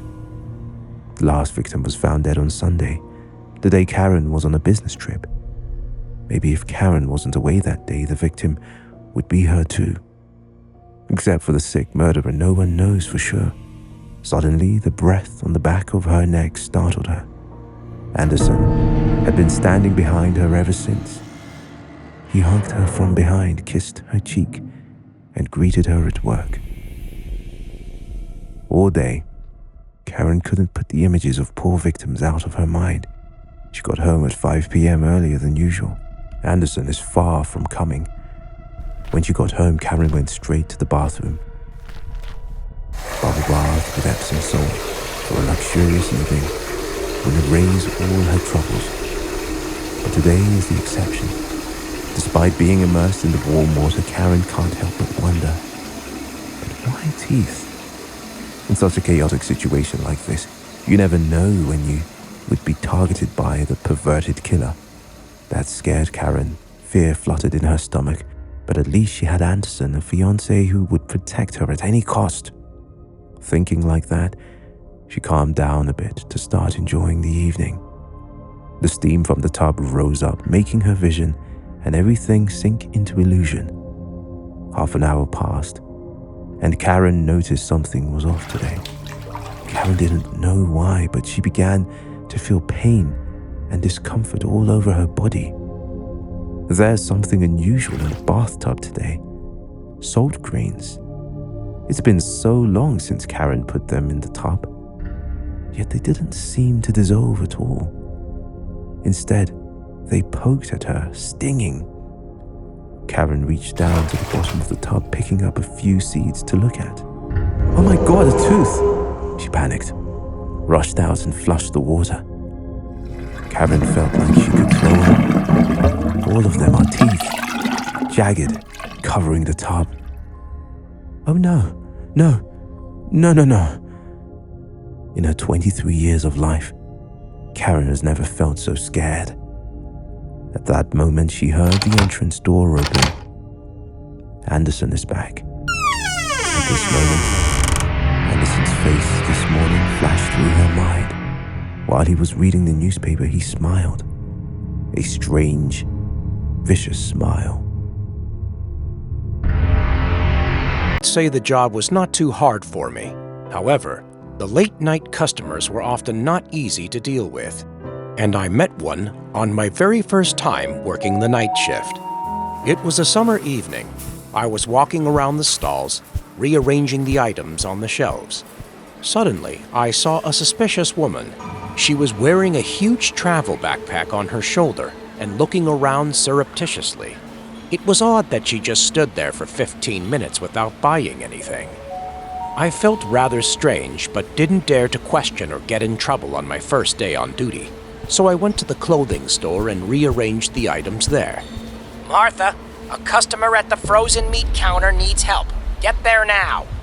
That was Jonathan, the store manager, observing my job over the radio. Copy that. I said back and quickly moved toward there. Surprisingly, the one who needed assistance was the suspicious woman I met earlier. When she saw me approaching, she suddenly left. How strange. What exactly is she looking for? I frowned slightly and thought to myself, anyways, I still followed her. As she approached the knife counter, I decided to stop her. Madam, what are you looking for? My sudden question startled the woman. She immediately turned to look at me, giving me a forced smile. I was looking for bread. Bread? Hasn't she gone back and forth to the bakery a few times? Bread is over there, in the dairy section. I felt odd, but smiled and showed her the direction. Instead of saying thanks, she grimaced and left in anger as if I had just done something very rude. Suddenly, just a few aisles away from where I stood, a high-pitched scream rang out. I hurriedly ran over to find that creepy woman was holding a camp knife and swinging around to scare everyone. She even almost injured a guest. Jonathan, we're having a problem. Please come over here. I said over the radio and quickly dialed 911. The woman was still standing there. Her head began to twitch with bloodshot eyes. Her mouth was watering and she was puffing quite hard. Ma'am, please, put the knife down. I tried to say in a calm voice, but that woman did not listen. She was still very fierce, her hand firmly grasping the knife. Ma'am, I repeated. Shut up! The woman shouted, pointing the knife at me. I was so terrified I stepped backward. At that moment, I noticed she kept scratching her neck as she held the knife forward. No one dared to get even one step toward the madwoman. My baby! Another woman spoke up. She seemed to be scared to death. The baby carriage was only 2 meters away from the crazy woman. Everyone was so petrified. But then the most unexpected thing happened. The baby in the carriage began to cry intensely. Shut up! Shut up! The creepy woman clutched her head and screamed. Then she turned around to see where the crying was coming from. The knife stuck down the item on the counter. Fortunately, Jonathan was able to rush out to push the carriage away and avoid the blade. The woman still seemed angry. She stared at Jonathan with bloodshot eyes. The police are coming! I shouted. The woman turned to look at me. As soon as I said that, I trembled in fear and stepped back. The woman with a creepy smile walked towards me. My whole body stiffened, and I couldn't move. Police here. Put down your weapons. The police officer promptly appeared and shouted. The woman stopped and raised her head. She was still breathing heavily, looking madly at the police officer. Put the knife down, he repeated. The woman remained silent. Her eyes turned to look at me. I was so scared that she would aim it at me. I said, put the knife down. The officer said it again. I could see how hard he was trying to stay calm. The insane woman appeared defiant, clutching the knife firmly in her hand. She rushed towards me while raising the knife above her head. The woman fell to the ground, her whole body convulsing, her eyes widening from the electric shock. The officer quickly ran over with the help of several other guests, handcuffing her. I sat on the ground to stare at the mad woman who was taken away. My heart was pounding violently in my chest. After that unpleasant encounter, I became more alert. Whenever I saw a woman with a backpack on her back, the memories of that horrible night just flooded back again.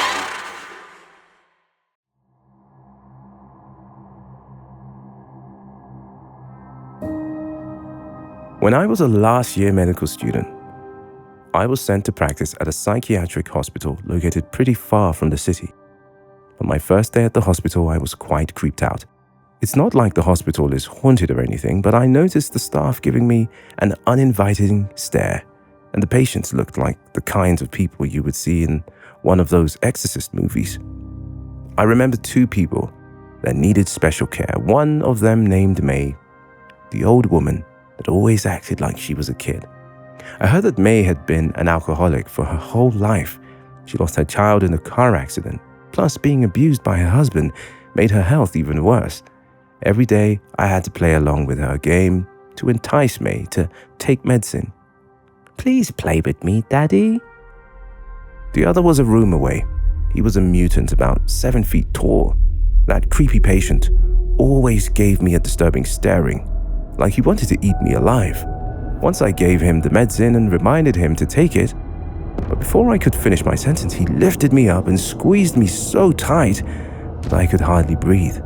Another staff member intervened in time and saved me. After that incident, I always watched behind my back just in case. That night, it's 2 a.m. When I was about to end my shift, my colleague hasn't come yet, but I was so tired that I decided to head home. As I was walking to the elevator, I was suddenly startled by a loud noise. I then turned back to see an empty hallway. That's all in my head, I thought to myself, and kept walking. But just as I stepped into the elevator and was about to close the door, I heard a giggling of some kids. "May, is that you?" No one answered. Curiosity got the best of me. I had to give it an investigation. The light of May's room was still off, but she was nowhere to see. While I was peering around to see if May had strayed into the wrong room, I noticed that the door to the tall man's room was not closed. Looking through the gap, I saw someone's feet lying on the floor behind the bed. Well, this is strange. Then, I gently opened the door to reveal the most disturbing scene ever. Lying there was May, surrounded by large pools of blood. The tall man, he was burying his face in her tiny belly, munching and growling. I was speechless at that moment. May didn't scream, but I could see tears welling in the corners of her eyes. And then she saw me, her hand still holding the heart shape that we had decorated since afternoon. Tried so hard to reach for me, but couldn't. "I'm sorry, my baby boy."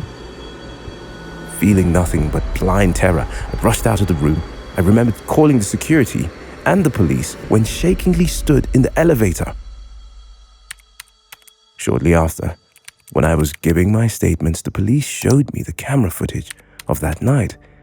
As I was lazily walking towards the elevator, the tall man's door opened, and when he stepped out, it seems that he wanted to follow me. but was held back by May, who also happened to come out at that moment. She was then dragged into his room. It has been a while, but I was still haunted.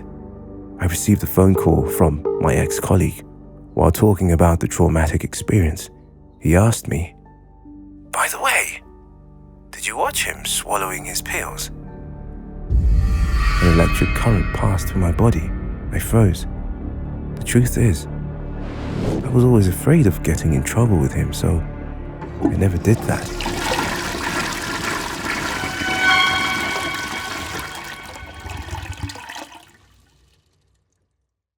It was Christmas Eve. I took my son, Tom, into the bedroom at around 10 o'clock. I gave him a cheek kiss. My little boy was lying in bed, resisting his sleepiness to tell me stories. "Mummy, I threw a big snowball in Mr. Ben's face this evening." Tom isn't a mischievous boy, but this was not the first time I heard some kinds of stories like this. Since today was a holiday, I didn't scold him, just asking, "Did he get mad at you?" I noticed the excitement in his eyes. "No, Mummy, he was just joking that he would come back for a resentment." What a relief. Mr. Ben was our friendly and decent neighbor. If it wasn't him, Tom probably got in big trouble. "Okay, close your eyes now if you want Santa Claus to come. I'll be back before you wake up. I promise." And I turned off the light and gently closed the door. It was just Tom and me the whole time, so I feel very guilty when I have to work on Christmas Eve. I forgot to mention I'm a nurse, and nights like Christmas would make me busier than ever. I locked the door and left the house at 11:15. Didn't forget to leave a glass of milk and some cookies on the table. As expected, I was so tied up that I didn't even have time to check my phone. It's already 7 a.m. Tom probably has been sleeping. I unlocked my phone to see a lot of missed calls. All are calls from home that were sent at 12 o'clock at night. Oh no! Knowing something was off, I rushed to my apartment. The door was only half closed. I was so sure I had locked it. There was snow on the doorknob and the floor. "Tom, are you awake?" He didn't answer. That's when I noticed the glass of milk was spilled on the table, pouring onto the carpet that Tom loved. I called his name, but still. When I got back, it was the dead silence. I glanced around. The apartment had stopped at the bedroom door. Oh my God! The door, it had a huge hole in the middle and was littered with traces of snow. Tom, not having enough time to think, I rushed into the room. It's like there had been a snowball fight everywhere. Fear and panic swelled within me. I rummaged through the closet under the bed to find nothing. There's still one place I didn't check. I brushed the snow off the bed, but still couldn't see my son. Under the snow there was a large pool of blood instead. Someone left a note. It read, "Tom is not a good boy. We always find wonder under the Christmas tree, don't we?" Trembling with anxiety and fear, I headed to the corner of the living room. The Christmas tree was flashing with lights. That's when I noticed bedside the gift boxes that my mother and I had prepared. There was also a box wrapped in red paper that I had not seen before. It was so big that a kid could fit. A kid like Tom. Tom. Never in my life had I experienced such horror. I stepped in the living room and shakingly opened the lid of the gift box. Inside was chest-deep snow and my baby boy. Tom couldn't move. Mouth was overstuffed with snow, and his eyes were red and watery.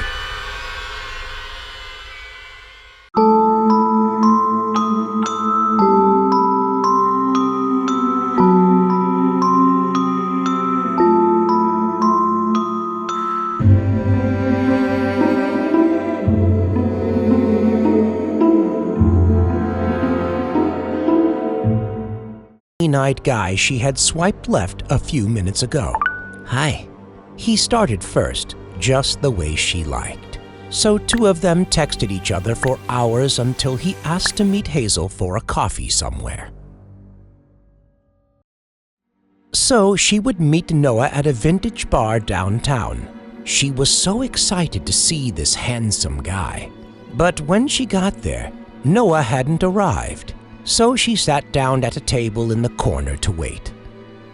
The doorbell rang. A well-dressed guy with neat and trendy hair walked in. Hazel wasn't sure, but when she saw those mesmerizing eyes, no more doubt. That was exactly the one. Noah. Hi, are you Hazel? He asked and smiled. Hazel couldn't help but keep staring into Noah's eyes. His green eyes were so intense. Noah was still waiting for the answer. Yes, I'm Hazel. Have a seat. So the two started a conversation. Everything seemed to go smoothly, except for an awkward moment when Hazel paused for too long, staring into Noah's beautiful eyes. You all right? He asked. Yeah. She took a sip of wine. Oh, but I have to say that your eyes are so pretty, Noah. Hazel suddenly leaned forward as if to make eye contact, causing Noah to jump back a little. I wish I could have those eyes of green. Then Hazel wanted to touch his eyes, but suddenly she felt dizzy. Everything around her spinned. Hazel felt something was wrong, and when she looked over at Noah, she only saw his eyes staring at her and smiling evilly. Hazel reached her hands to Noah, but before she could do anything, she collapsed on the table. Hazel woke up to feel her whole body heavy like water. She could barely open her eyes. Where is this place? She looked around. This was an old, dilapidated room with a strong, musty smell. And there was a small window that looked over a vast forest. This place looked like an abandoned house. She heard footsteps and then sat up and waited to see that face again. All she could do now was shake in fear. That was Noah. He greeted her with that smile again. Good to see you back. He grinned so weirdly. Let me out, Noah! Let me out! Let me out! Scream however you want. No one can hear you anyways. Noah looked at his prey in fear. Hey, naive girl, don't you know that there are a lot of bad people on Tinder? How can you go meet someone you just talked to so easily? Noah pressed Hazel's face. His hand lifted her chin up. She stared at those eyes, which were now full of evil thoughts. He threw her on the floor. Her back hit the ground. She struggled with all her might, but her hands were restrained, so she couldn't move. Noah laughed out loud when he saw that.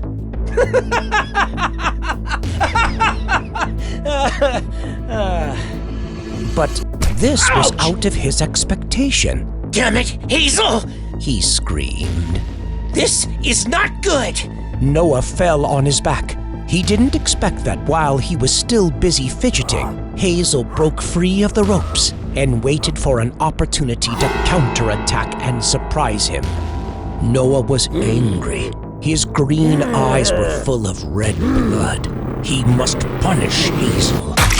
Noah staggered back and was horrified by the wound on his chest. In Hazel's hand was a knife hidden in a comb. Now he saw Hazel crouched close to his face. Her innocent face now seemed so different, so evil. Noah tried to raise his hands to grab her, but he was like a fish out of water, unable to do anything. Hey, be quiet.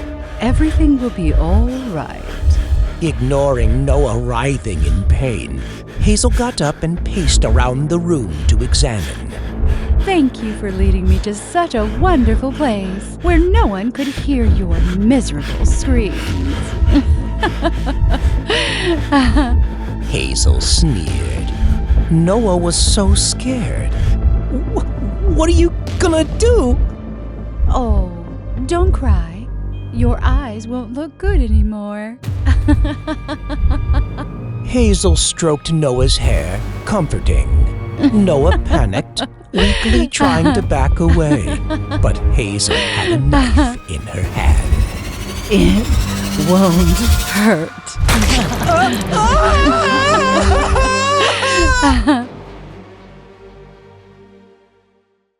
Hazel gently placed that pair of eyes covered with blood and cords inside the small box. So beautiful!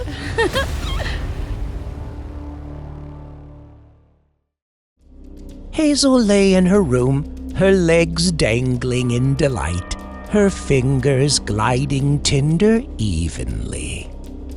Ooh. This color is so pretty too. A new match from Tinder.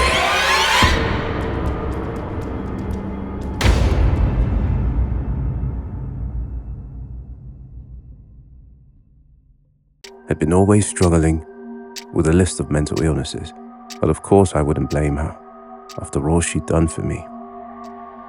The first year after we got married, our life was like a dream. However, Haley changed when she found out she couldn't have children. She often had trouble sleeping and had to take medicine, yet her condition only got worse, and strange things constantly happened in our house after that. Once, after having the sweet night together, I cuddled Haley to sleep. I don't know how long it had passed. I was woken up by an uncomfortable feeling around my chest. When I opened my eyes, it was pitch black. That's when I realized my face was covered by the pillow, and the one who was pressing the pillow down my face was none other than Haley. It seemed like she wanted to take my life. As the oxygen level gradually ran out, my whole chest tightened and pain invaded my body. I didn't get why my wife was so strong then. I screamed and yanked until I was finally able to get out. "What the heck, Haley?" She kept her gaze in and wandered back to her bedroom.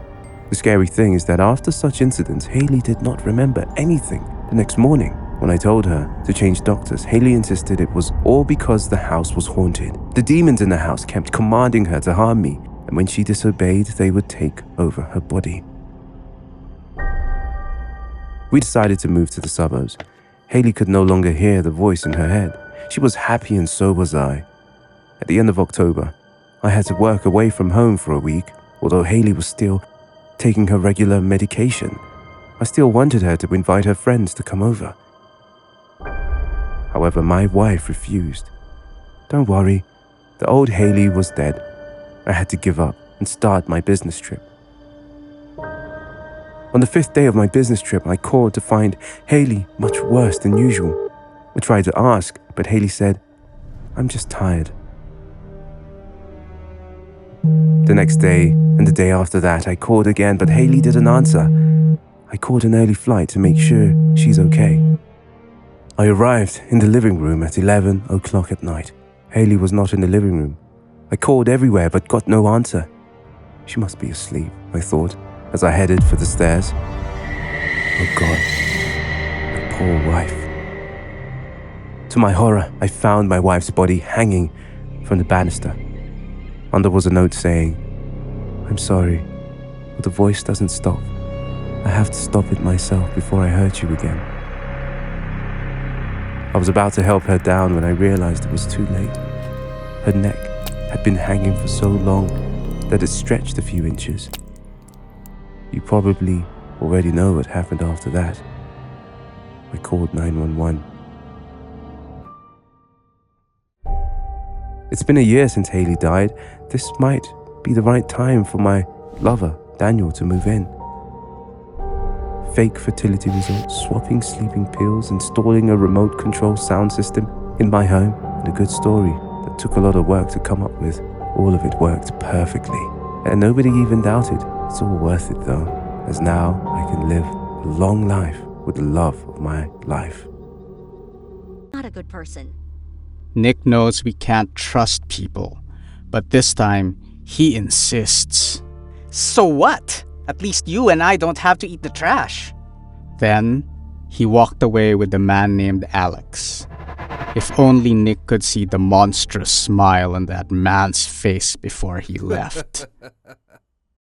Mr. Alex has brought me money like he promised. I don't know how much money Nick made, but a month later, I had an apartment to stay in. I even had enough money to buy a laptop and an old phone. At first, Nick and I couldn't meet in person, but we still talked on the phone. You know what? I've never eaten that much food in my life. I'll send you the link to watch me on YouTube. I clicked on the link. Then, on the screen appeared about a dozen videos of Nick sitting in front of a mountain of food. All are fast food, spicy noodles, and sweets. I thought you only ate things like vegetables and fruits. In response, Nick said, Yeah, but audiences don't want to see boring stuff like that. Besides, fast food is delicious as well. After a few months, Nick appeared more regularly on YouTube with the new title, The New King of Mukbang! Gradually, he changed so drastically that I no longer recognized him. My old Nick was calm and gentle, but this one is so rude, not mentioning he gained tons of weight. Oh my god, how come Nick turns into this person? What happened to him? As more and more videos are uploaded, less phone calls are made. Until one day, it's impossible for me to reach him. It's been a week since the last time we talked, so I am extremely worried. Since Alex refused to say a word, I decided to follow him. The plan worked. I was led to a large warehouse. I came in to see many small rooms, all of which are dark. However, there was still one room that had the light on. It was the same room Alex had just entered. I moved as quietly as possible and sneaked a peek inside. The things I saw in that room make me shiver every time I think about it. There was a man wearing a red shirt that I didn't even recognize. That man was so overweight that I can't imagine how he could walk. He was tied to a large iron rod. Blood and brown liquid was all over his body. Let me go! Let me go! You cannot do this to people! Just then, Alex appeared. In his hand were a lot of pills. He put the whole bunch in that man's mouth and forced him to swallow them all. Only then, when I could look closely at the details of the face, I realized it was Nick. Although his face was much different from before, those eyes, lips were unmistakable. For God's sake, take these pills! You have another video to shoot in 2 hours. Nick threw up both in the mouth and in his bottom. He struggled, howling in the slime and smelling terrible. I was trembling inside. My hand shook so hard that I could barely hold the phone. But still, I tried to record the scene because I know no one would believe me without the proof. Just then, Alex spotted my presence. I don't clearly remember what happened after that. I ran like crazy and somehow I magically escaped from that warehouse. Of course, I reported it to the police. But even with the evidence I had, they still wouldn't believe me because I was just homeless after all. But you guys can. I believe that. And here is the video I took that day. Please bring justice back to Nick. Please, let me go. If you don't shoot that video, you and that girl will be back to your garbage. My neck. I felt like dozens of eyes were staring at me from behind. I turned around and got jump scared. At the end of the corridor, and not only one, two, but dozens of mannequins lined up. Jessie giggled. You're not used to these things? Take your time, and you'll love it. Her expression made me feel embarrassed. Was the let the light off situation earlier also her joke? I thought. Then I was led down the hallway and stopped in front of an old door. So this is your room. I hope you like it. As soon as I entered the room, I felt extremely excited.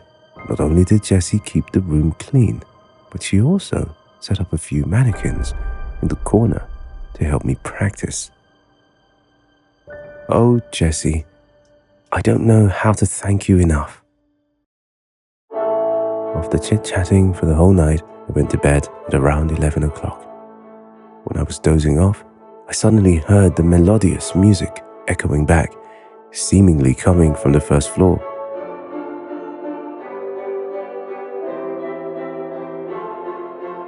Didn't Jessie say this place is so quiet? Why is there music at 2 a.m.? Unable to fall back asleep, I followed the music and was led down to the dining room.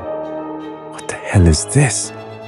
As soon as I walked down the hall, I was horrified to see Jessie holding a mannequin and dancing passionately. I couldn't see it clearly, but in the dim chandelier light, I could see a mannequin's arm hanging loosely and being swayed by Jessie. I moved closer, intending to call out, but just then I froze. It's not a mannequin, but a human. Jessie's dancing with the torso of a corpse. Panic surges through me, my body shook with fear. I have to get out of here immediately. But when I was about to run, I accidentally tripped on something soft. Immediately a fishy smell hit my nose, straight to my brain. I realized my hands were smeared in mucus. You must be kidding me. In the darkness, I noticed 2 or 3 other mannequins lying around beside me. Well, they're not. Oh my gosh, they are definitely not mannequins.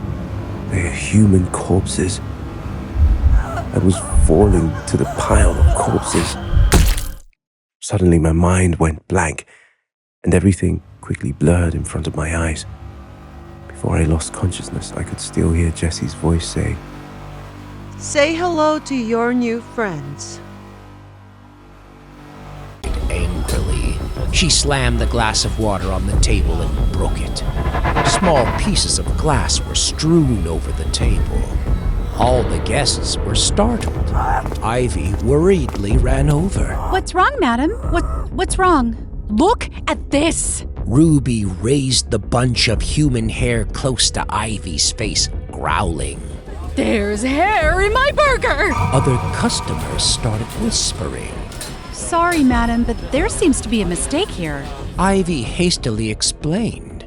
What do you mean by mistake? Ruby opened her eyes widely. Ivy explained that the food here was prepared and served in hygienic conditions. Plus, the staff working in the kitchen had short hair, so there was no chance a hair could get in. You mean I made it up by myself? No, madam, I didn't. You rat! How dare you? Where's the manager? Let me talk to the manager! Ruby immediately grabbed Ivy's shirt and yelled at her like she would eat Ivy alive. But that wasn't enough. She pressed Ivy's head against the table full of sharp, broken glass. Ivy trembled to resist when her face was only inches away from it. She didn't expect that the first day of work would be so...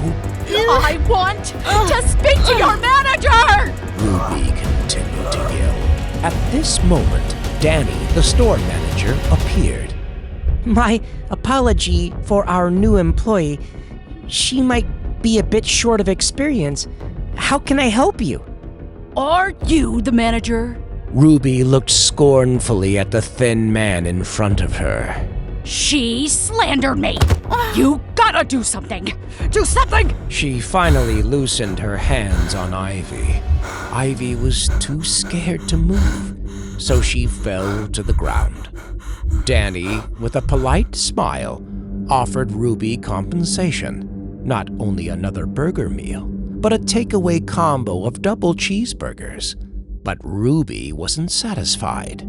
She wanted Ivy to apologize to her in front of everyone. And Ivy did, in a patient way. Ruby sat down arrogantly. It looks like you're lucky today. Ivy, you can go inside and prepare the meal, Danny said. After a while, Ivy brought out the food to Ruby. Ruby sneered and rudely snatched it. She sniffed the smell of food coming out of the bag and then quickly left the restaurant, just the way she did after cheating in other restaurants. Ivy stood there and watched the woman driving away, still shaking. Hey, take it easy. We meet a lot of people like that. A co-worker passed by and patted her on the shoulder. The mean Ruby was driving down the street, hitting the horn repeatedly. As her car pulled onto the freeway, she started eating the burger. She chewed hard as if she had been starving for a long time, not even bothering about the taste. One bite, then two, and three. She soon finished half of the burger. The pain came slowly. As soon as she realized something was wrong, she spat out the food. It turned out a lot of blood.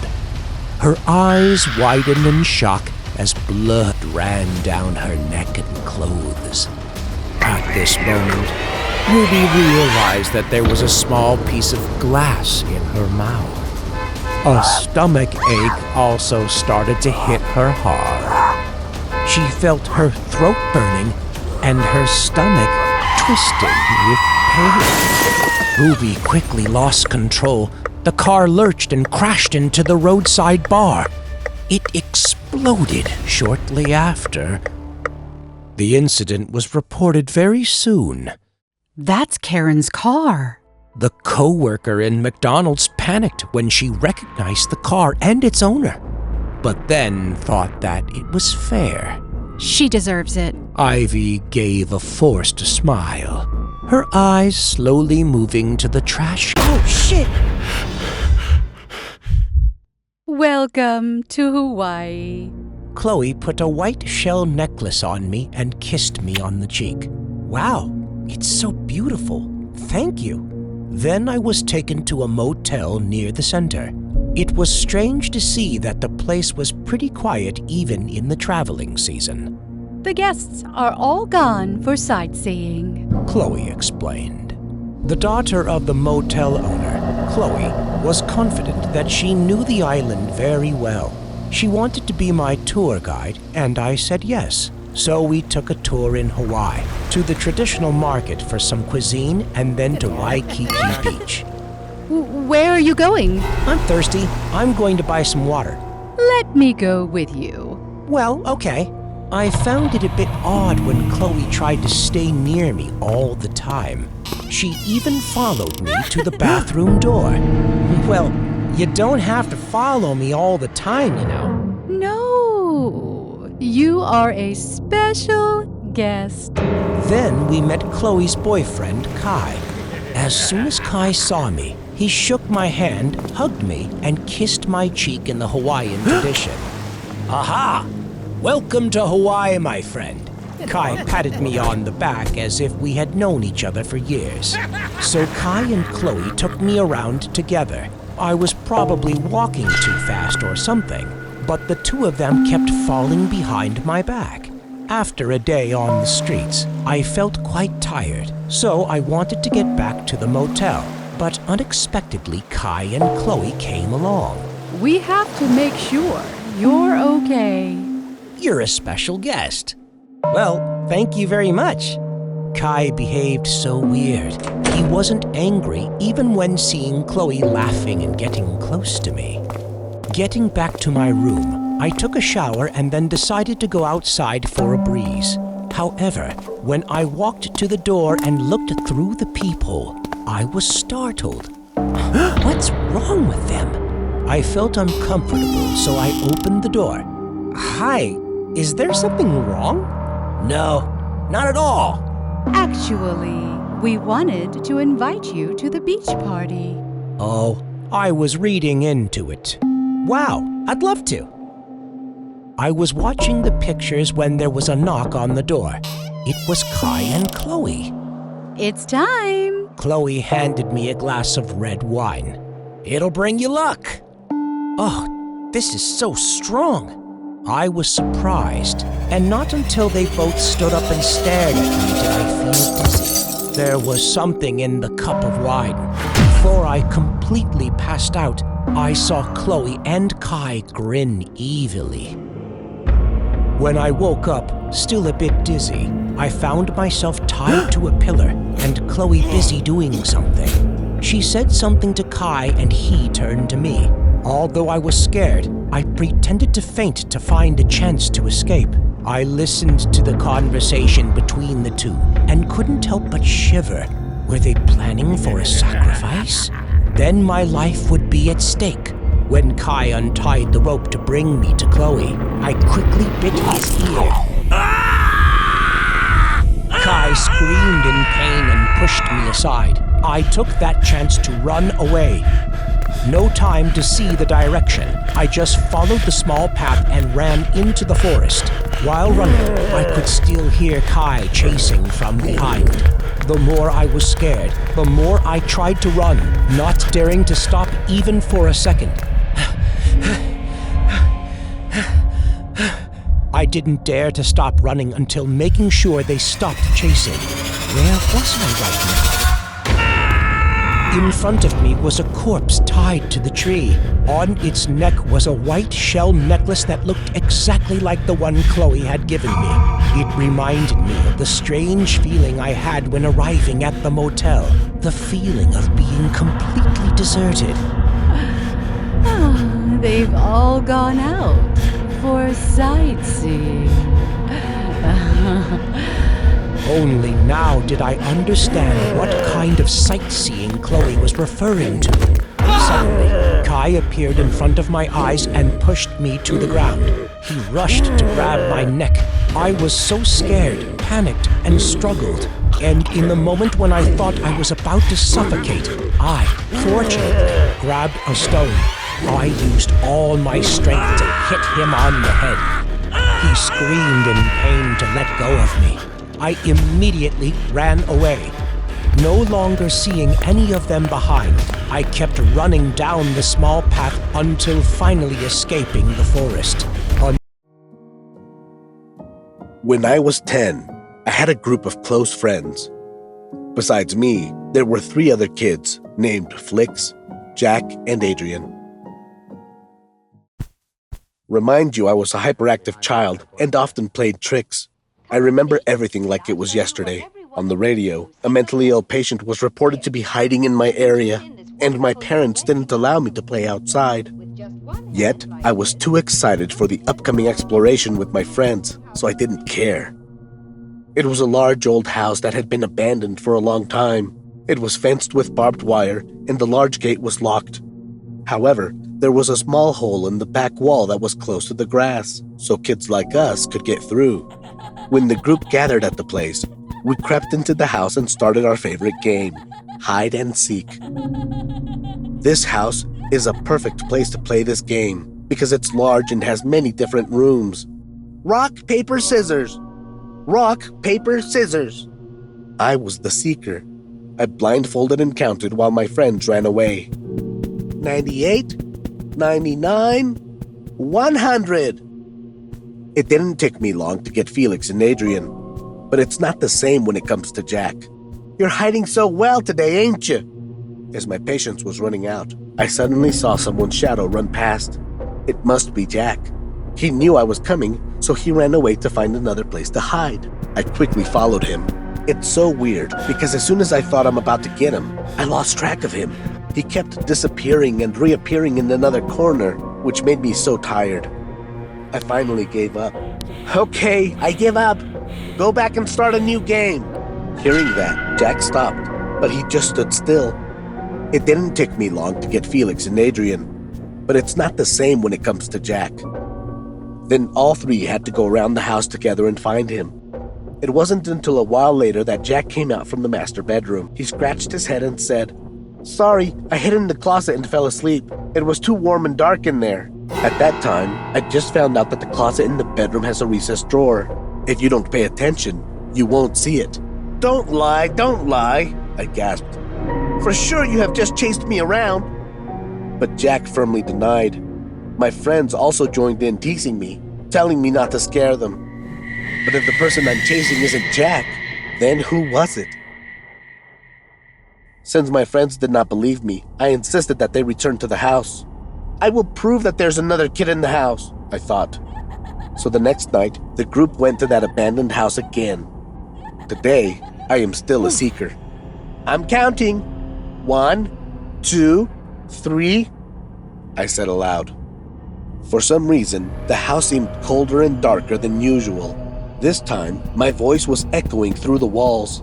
The footsteps of Jack, Adrian, and Flix gradually faded away and disappeared. 98, 99, 100. I left the living room and started my gameplay. 10 minutes, 15 minutes passed, but strangely, I couldn't find anyone. Is there any chance at all they left the house? I thought irritably. I was about to leave when I saw a familiar shoe at the door of the laundry room. Those are Adrian's shoes. "You're hiding so well today, ain't you?" As my patience was running out. "Adrian, where are you? Get out of here! I'm not kidding!" I yelled angrily. As soon as I finished speaking, I saw his arm waving at me in the dark corner of the hallway. I rushed over, but Adrian ran away again, so I lost track of him. I was panting on my hips when I saw another arm waving at me from the top of the stairs. It must be Jack! My whole body went crazy, and Jack also ran away immediately. I just saw him running up the stairs, so I followed him.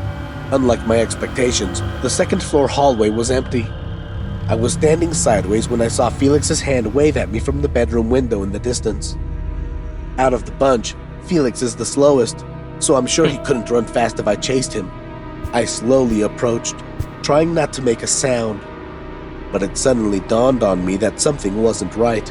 This window was a bit too tall for Felix. Is he standing on a chair?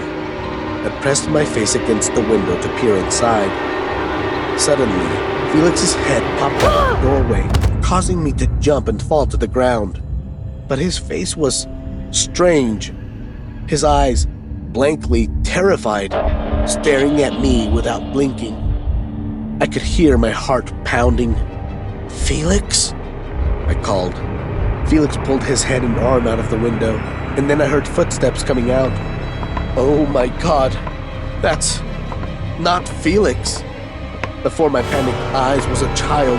He has the same size, just like us, but with a wrinkled and yellowed face. His whole body was covered in blood, and he was holding a sharp knife in his hand. He laughed while walking towards me. "Oops, you found me. Now it's my turn to seek." Then he grinned at me and started counting. I froze in fear for a few seconds, then immediately got up and ran at full speed. I wanted to get out of this house as quickly as possible, but as soon as I reached the stairs, I began to hear the heavy footsteps chasing me. Suddenly, I remembered the secret closet that Jack had hidden before. I hurried into the bedroom and lay there holding my breath. I could hear the sounds of that monster scurrying everywhere looking for me. Finally, due to fatigue and lack of oxygen, I passed out. I woke up to see myself in the hospital. It turned out that my parents and the police had been looking for us all night, and that they had brought me to the hospital. But my friends weren't that lucky. They couldn't come back. Looks like they were all lured and murdered by the monster. Later on, I learned that he was the mental patient police were looking for. Since he was as short as a child, he got through the hole in the back wall and turned that into his temporary shelter. His favorite thing to do is play hide and seek with children and then kill them. The most terrible thing is, until now, the police still couldn't catch him.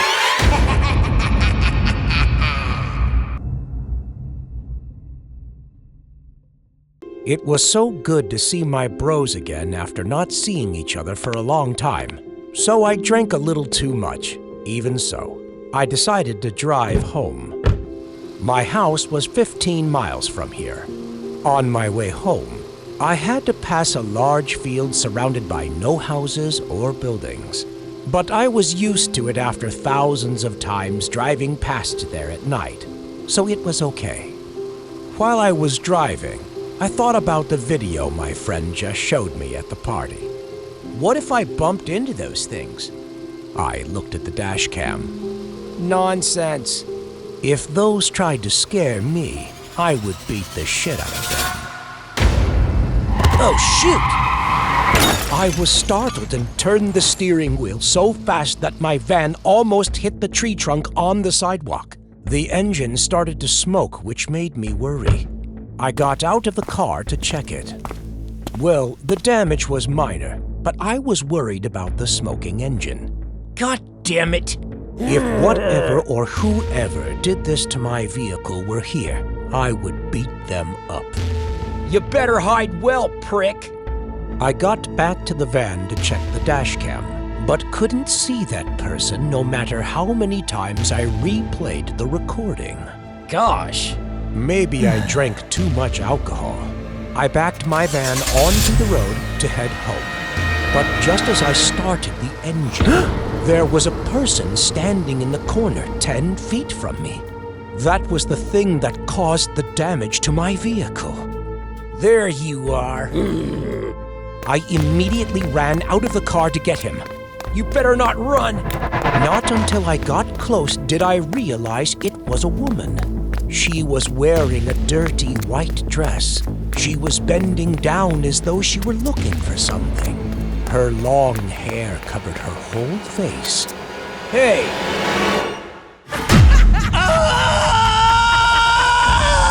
I screamed so loud my ears went deaf.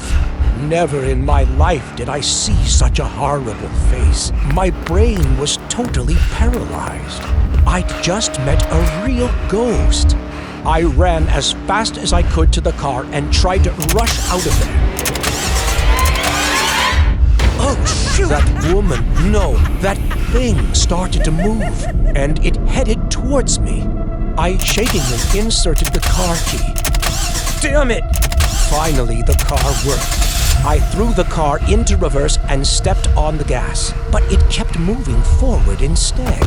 I could feel my car had just run over something, but no time to care anymore. I tried to get off of that street. What the heck just happened? I sat behind the wheel shaking, then looked at the rearview mirror. That thing was still there staring at me leaving, but when I turned around, it disappeared. How come? I stopped the car to calm myself and checked the dash cam once more to find nothing useful. Or that was all my imagination? Hallucination? Maybe. Suddenly, there was a cry from somewhere, which startled me and then vanished when I tried to locate the direction. Where did the cry come from in the middle of the night? There came that thing again. I felt my whole body frozen when it turned up. It stood there with a stick, its head moving slowly from left to right and then back and forth. What the? I screamed, "Back off!" while trying to turn back. I said, back off! The creepy creature moved towards me, and then it started to speed up, its head shaking like that of a doll. I was so scared, I pushed the gas and my van hit the sidewalk. Maybe I hit something before I fainted. The next morning, I was in the town hospital. They found my van in the middle of the field and told me that maybe I was so drunk that I hit a tree that night. I tried to recall my memory. That ghost or whatever it was that real? A dead woman's body was found in the middle of the field. They found her.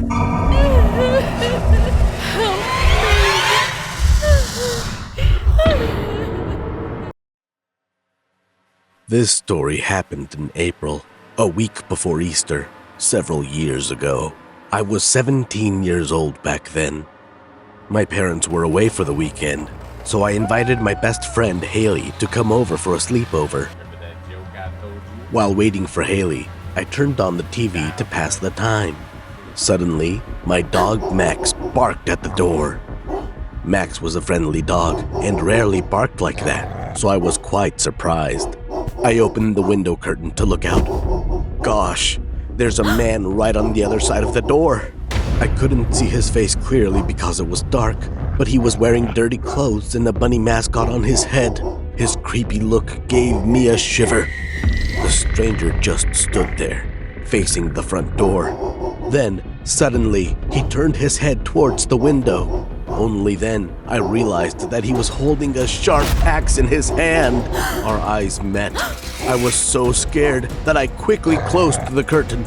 Then, the pounding from the man as well as Max's bark got even more fierce. The doorknob was twisted repeatedly, but since I had already locked it, he couldn't do anything but leave. I was still shivering, hugging Max behind the door. Just a few minutes later, I heard a car drive into my block. Luckily, it was Haley.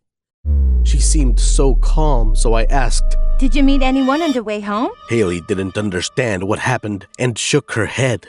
When I told her about it, she burst out laughing and said, "Haha, you're such a coward. Maybe it's some Easter freaks trying to tease you." Phew, maybe she was right. Haley brought a lot of snacks for the sleepover. We watched movies until late at night before going to bed. Before going to my room, I didn't forget to check the front door. Locked! But as soon as the TV was turned off, Haley turned to me. Shh. I listened. Gosh, the footsteps again.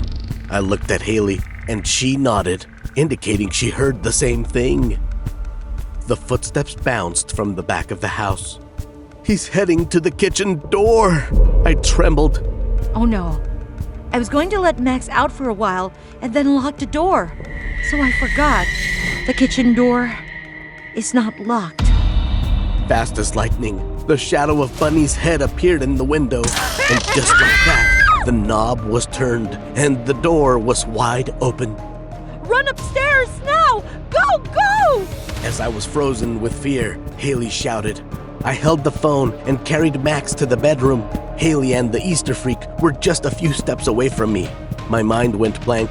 I dashed into the bedroom.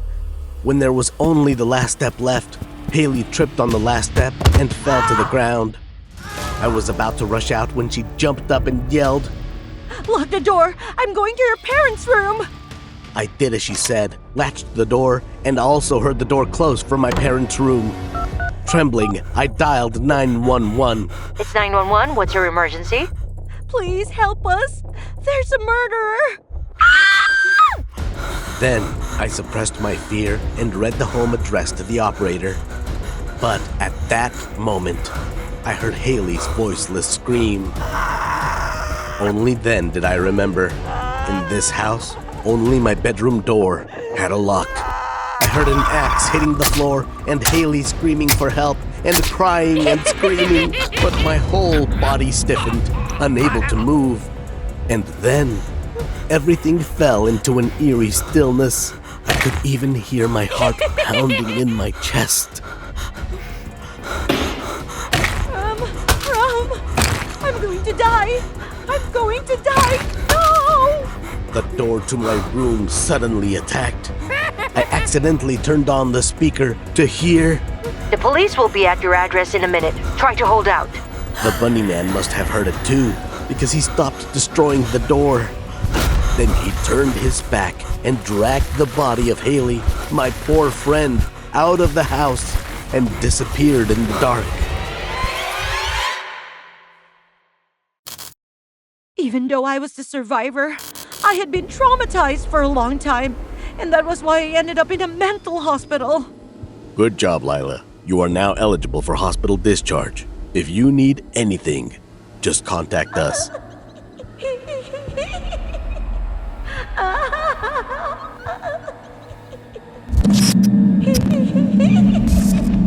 No, Lila! No, no, no!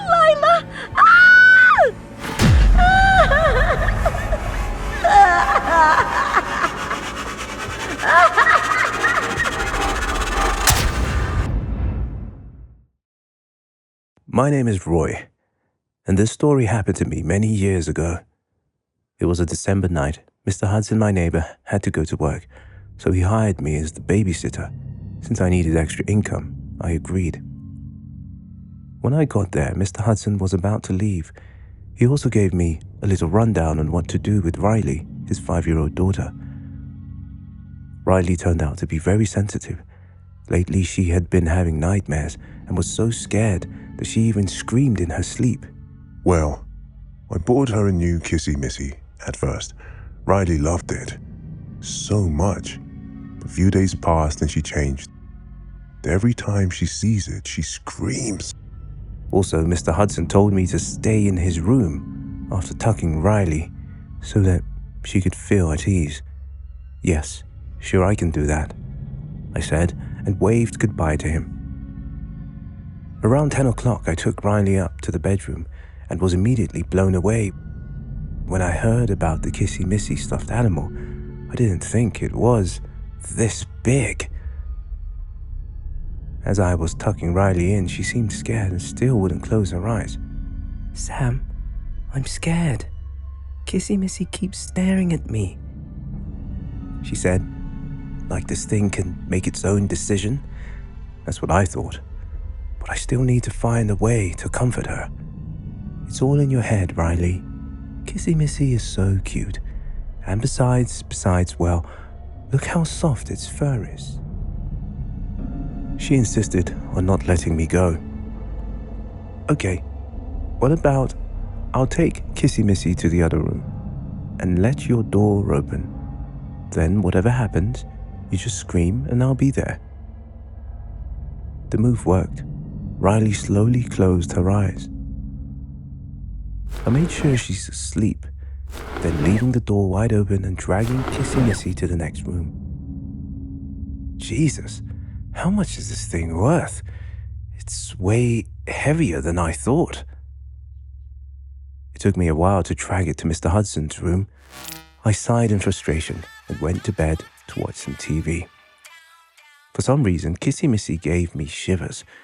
Was it looking at me like that before? No wonder Riley has been having nightmares. But then I laughed to myself because of my rich imagination. I wake up in the middle of the night. The TV was still on. I turned to the corner of the room to find out that Kissy Missy was no longer there. Wow! Riley was unexpected, huh? I decided to go downstairs and make a sandwich. Riley's door was closed. She must have sneaked into my room to get her Kissy Missy while I slept. I headed to the kitchen and gave my phone a quick check. A few missed calls, all from Mr. Hudson's number. Even though it was 12 o'clock at night, I still called back to make sure everything was okay. Oh, nothing's urgent. I just called to check. I told him everything was great and he didn't need to worry. Then, Mr. Hudson needs to get back to work. Before ending the call, I joked to him, Riley literally fell in love with Kissy Missy again, Mr. Hudson. It took me a lot to drag it to your room, but Riley sneaked in to take it back. There was a long silence on the other end of the line. But somehow, I knew my neighbor hadn't hung up yet. Seeming to realize something, his voice turned strangely urgent. Get Riley now. Get her, and you both get out of that house. I couldn't digest it. Riley never ever wakes up in the middle of the night. Never. Just then I heard screams. The fear spiked. I dropped my phone and rushed upstairs, but it was too late. The window was wide open, and Riley was nowhere to be found. Kissy Missy was collapsing right next to the bed, fur sticking out of its back, revealing an empty space inside.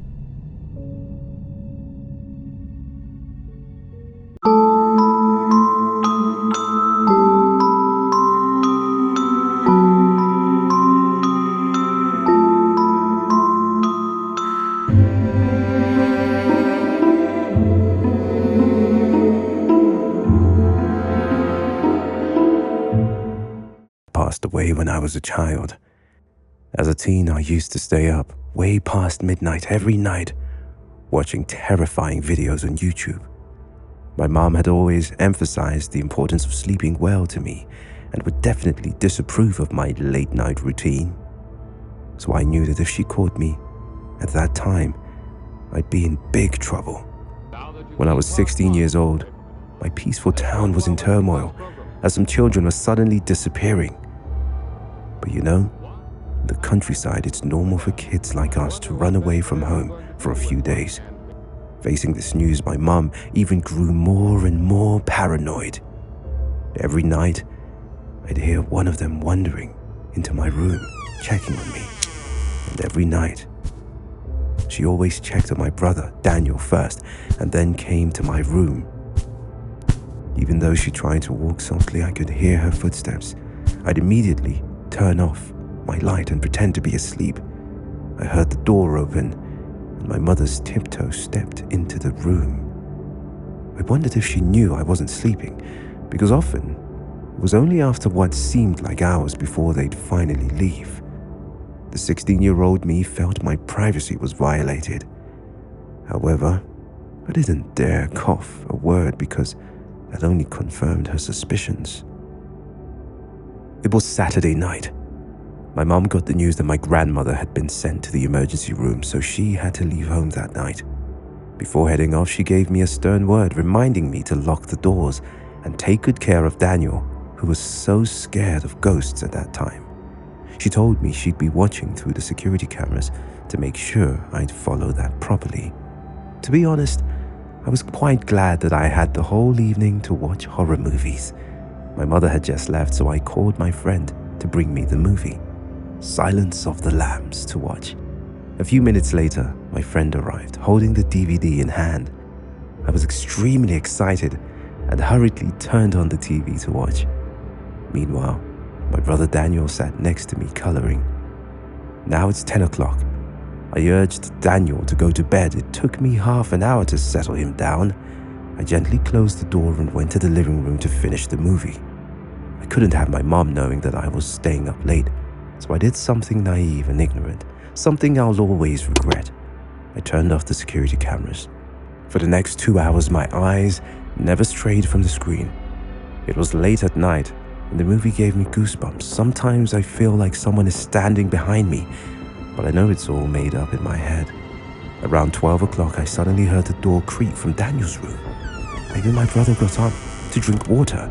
For a while, still not leaving the screen, I called out, "Daniel, are you not asleep yet?" No one answered. Feeling strange, I went to Daniel's room to check. The door was still closing. "Daniel?" I whispered. He didn't reply, but I could see him under the cover. I went back to the living room to finish watching the movie. It was about to reach the climax of the movie when suddenly I felt a strong wind blowing from nowhere. I glanced quickly toward the corner of the room. The main door was unlocked. The strong wind blew it open. Oh my God! This is bad! This is so bad! Could it be? Having a bad feeling, I grabbed the baseball bat and crept up to Daniel's bedroom. "Daniel, are you asleep?" Usually this noise would have woken him up. I knew something was wrong. I turned the blanket over to check. What? Lying in the blanket was not Daniel, but a strange man I had never seen before. He was pale, and his eyes were bloodshot and had huge gaping fangs under them. While I was still motionless in fear, he grabbed my hand and squeezed it. Shocked and panicked, I smacked him on his disgusting face with my baseball bat. I hit him so hard that blood splattered my face, and eventually he had to let go of me. I rushed to my bedroom, locked the door, and called the police. I was so worried about Daniel. I hadn't seen him ever since. Had he been kidnapped? No, I don't want to think about it. My poor Daniel. A few minutes later, the police arrived, and my mother was home shortly after. The stranger was nowhere to be found. All they found were bloodstains on the bed, and Daniel, my dear brother, shivering in the closet. He must have been like me, pretending to be asleep and hiding in the closet as soon as he heard a strange noise at the door. And since I turned off the camera, the police never found him. A few months later, when things had calmed down, I joked with my mother. I see why you're so worried that you have to check my room every night. My mother looked at me with concern. What do you mean? I never checked your room after you slept.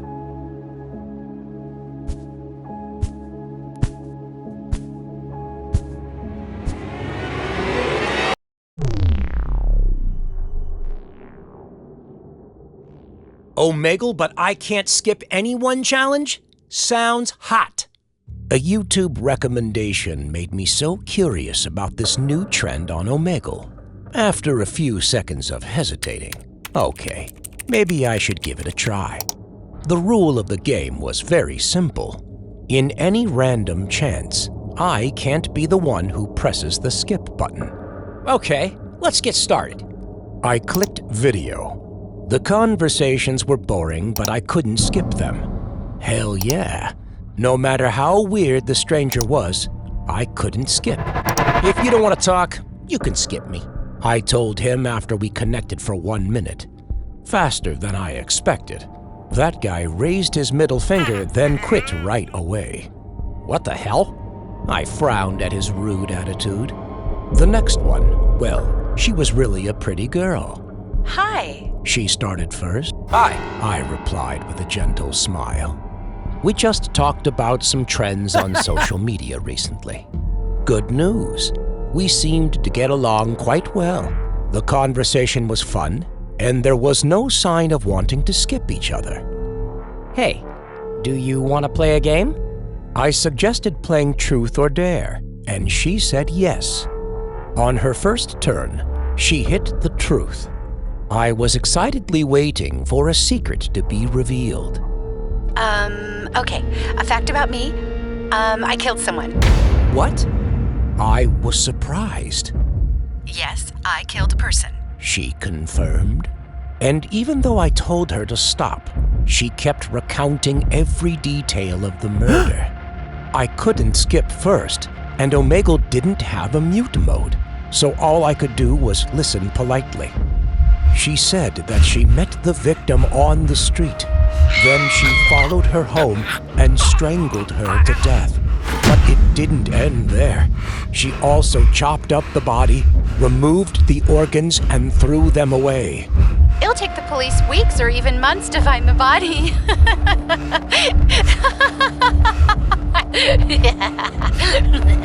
She laughed like a psycho. My God, I'd never seen such a freaky girl. Her face turned cold when she talked about those bloody crimes. Hey, it's just a joke, isn't it? I had to chill down my spine but still tried to keep my voice calm. The Omegle challenge wasn't over yet, and I didn't want to fail like this. Joke? Do I look like joking? That was enough. I couldn't stand this creep. I clicked on the skip button. Well, looks like I've just lost this challenge, I said to the camera and then stopped recording. After that, I did some editing to the recording, then posted on my YouTube channel with the title, Omegle, but I can't skip anyone. The video included the weird conversation with that insane girl. After uploading, I went to bed and surfed TikTok for a while before falling asleep. A phone call woke me up at night. It was my friend Roger, and he sounded very serious. Check your YouTube channel right now. I quickly opened my phone to see what happened. OMG! I was surprised to see that my Omegle video had reached 500,000 views in just a few hours of posting. It's unbelievable, I told Roger. Dude, read the comments, Roger replied. I was completely shocked when I scrolled down to the comments section below. The girl in the last video is dead. Many comments told me that the girl I talked to on Omegle was dead. Police discovered that she was dismembered and her body parts were thrown everywhere, exactly like what she described to me in the video before. One comment criticized me that I had no shame in making a joke about death. But that wasn't a joke. I did talk to that girl.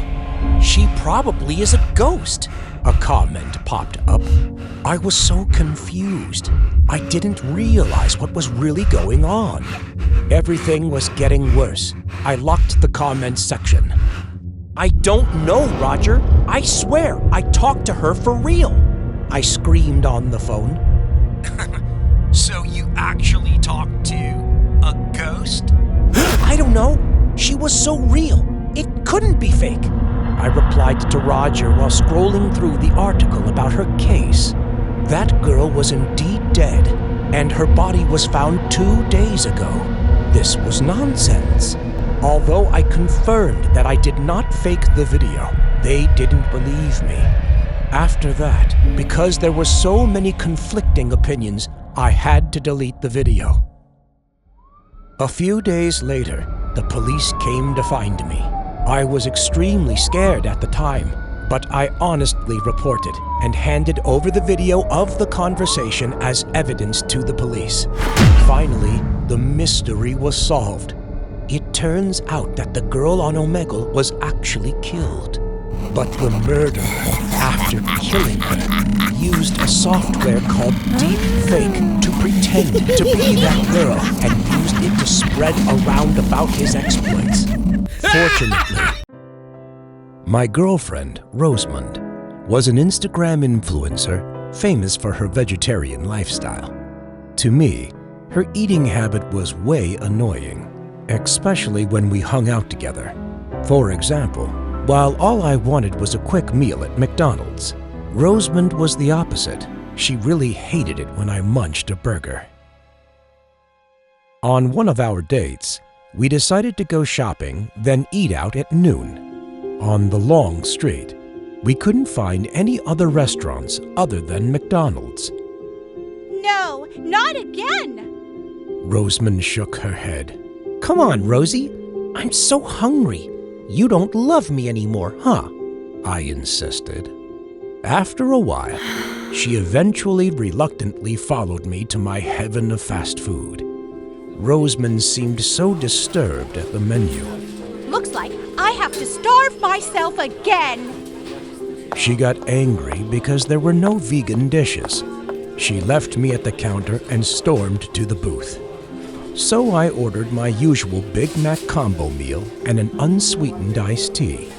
When I came back with the food, Rosamund suddenly changed her attitude. Just a few seconds ago, she was mindlessly scrolling through Instagram. Hope you enjoy eating meat. Yay! She pouted and turned away. She acted as though I were sinning just because I was eating a burger. Come on, Rosie. One bite won't make you sick. I begged her again. One bite? It's meat! Don't you care about those animals? Rosie frowned at me, then pointed at the burger with an annoyed expression. I understood that she was vegan, so she was annoyed to see me eat meat, but her reaction was too much. After a while, the manager came to our table. I was expecting to be kicked out, but he just smiled gently and offered his hand to Rosamund.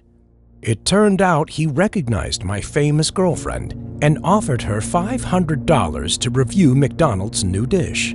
To our surprise, he gave Rosamund a small box with the McDonald's logo.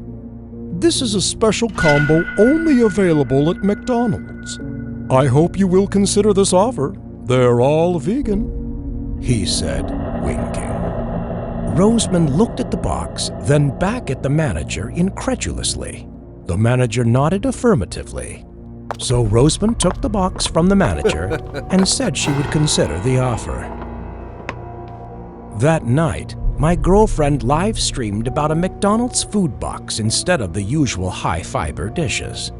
She gobbled everything in the box, and after every bite was a compliment about McDonald's food. But just as the live stream ended, she immediately ran to the bathroom and threw up everything. There's no way that was vegan. She grimaced and looked so annoyed. To be honest, I thought she was merely acting. But what surprised me more was that she asked me to go to McDonald's. Had she really changed her mind? When I entered the restaurant, I couldn't believe my eyes.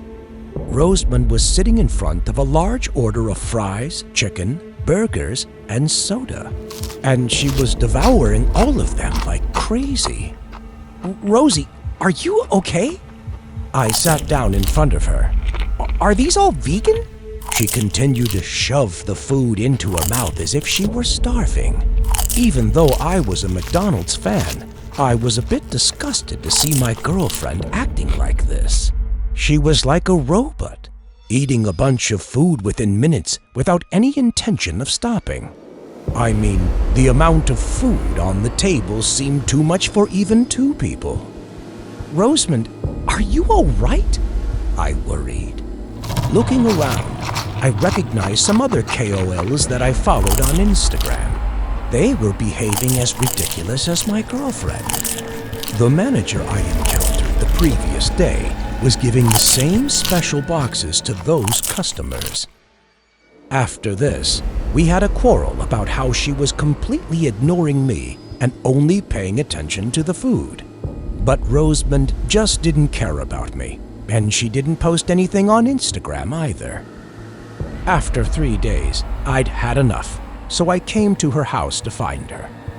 Gosh, the floor was covered in paper boxes and cups, some with leftovers, and they were all from McDonald's. Sitting on the sofa, my beautiful Rosamond was no longer herself. She looked literally like a human balloon. Her face was full of grease and oil. She could barely move with her limp legs, and her hands kept shoving food into her mouth. Rose! Rose! I was freaked out and worried. I tried to stop her, but she just kept ignoring me. She went totally crazy for the food. Listen to me, she was just busy with her stuffing career. Finally, I had to call 911. Rosamond was taken to the hospital.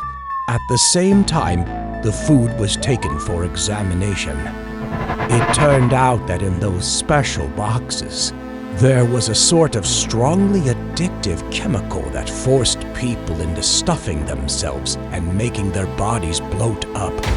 The evil manager, who was now wanted by the police, ran away with the money.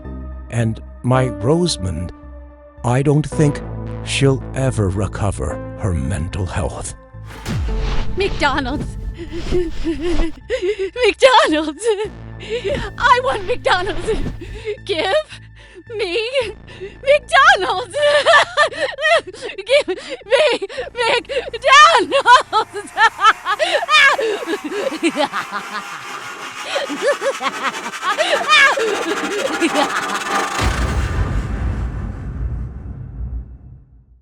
It happened in summer several years ago. That day, I discovered a painting titled Mrs. Nightfriend while cleaning Lily's room. It was about Lily and a woman with extremely scary bloodshot eyes looked, surrounded by red, orange, yellow spots that looked like fire. The problem was that I had never heard of any friends from her before. I asked Lily about her new friend right at dinner. Lily happily showed me the picture. I asked her name. Mrs. Knight, look here. She looked over and pointed to the name in the corner of the picture. I asked her about the red eyes. Because they were burned, Mommy. Lily said innocently as she finished her dinner. The answer creeped me out, but I just simply thought that she had a good imagination. So I can meet your friends? I looked at her tenderly. She suddenly froze. Her face turned darkened. She stared at me with her big, beautiful eyes. Do you really want to see her? My heart suddenly pounded, and I nodded slightly. Let me ask her first. She finished her words and left the dining room. Since then, I felt the paranormal things happening in the house. For example, the sound of footsteps walking upstairs, or the crunching from the kitchen. But every time I went to check, I just found nothing. I thought it was some strange animal entering because there were actually many trees and bushes out surrounding our house. That night, I brought some fruit to Lily's room. Then I heard her whispering to someone. There was a loud bang when I was about to knock on the door.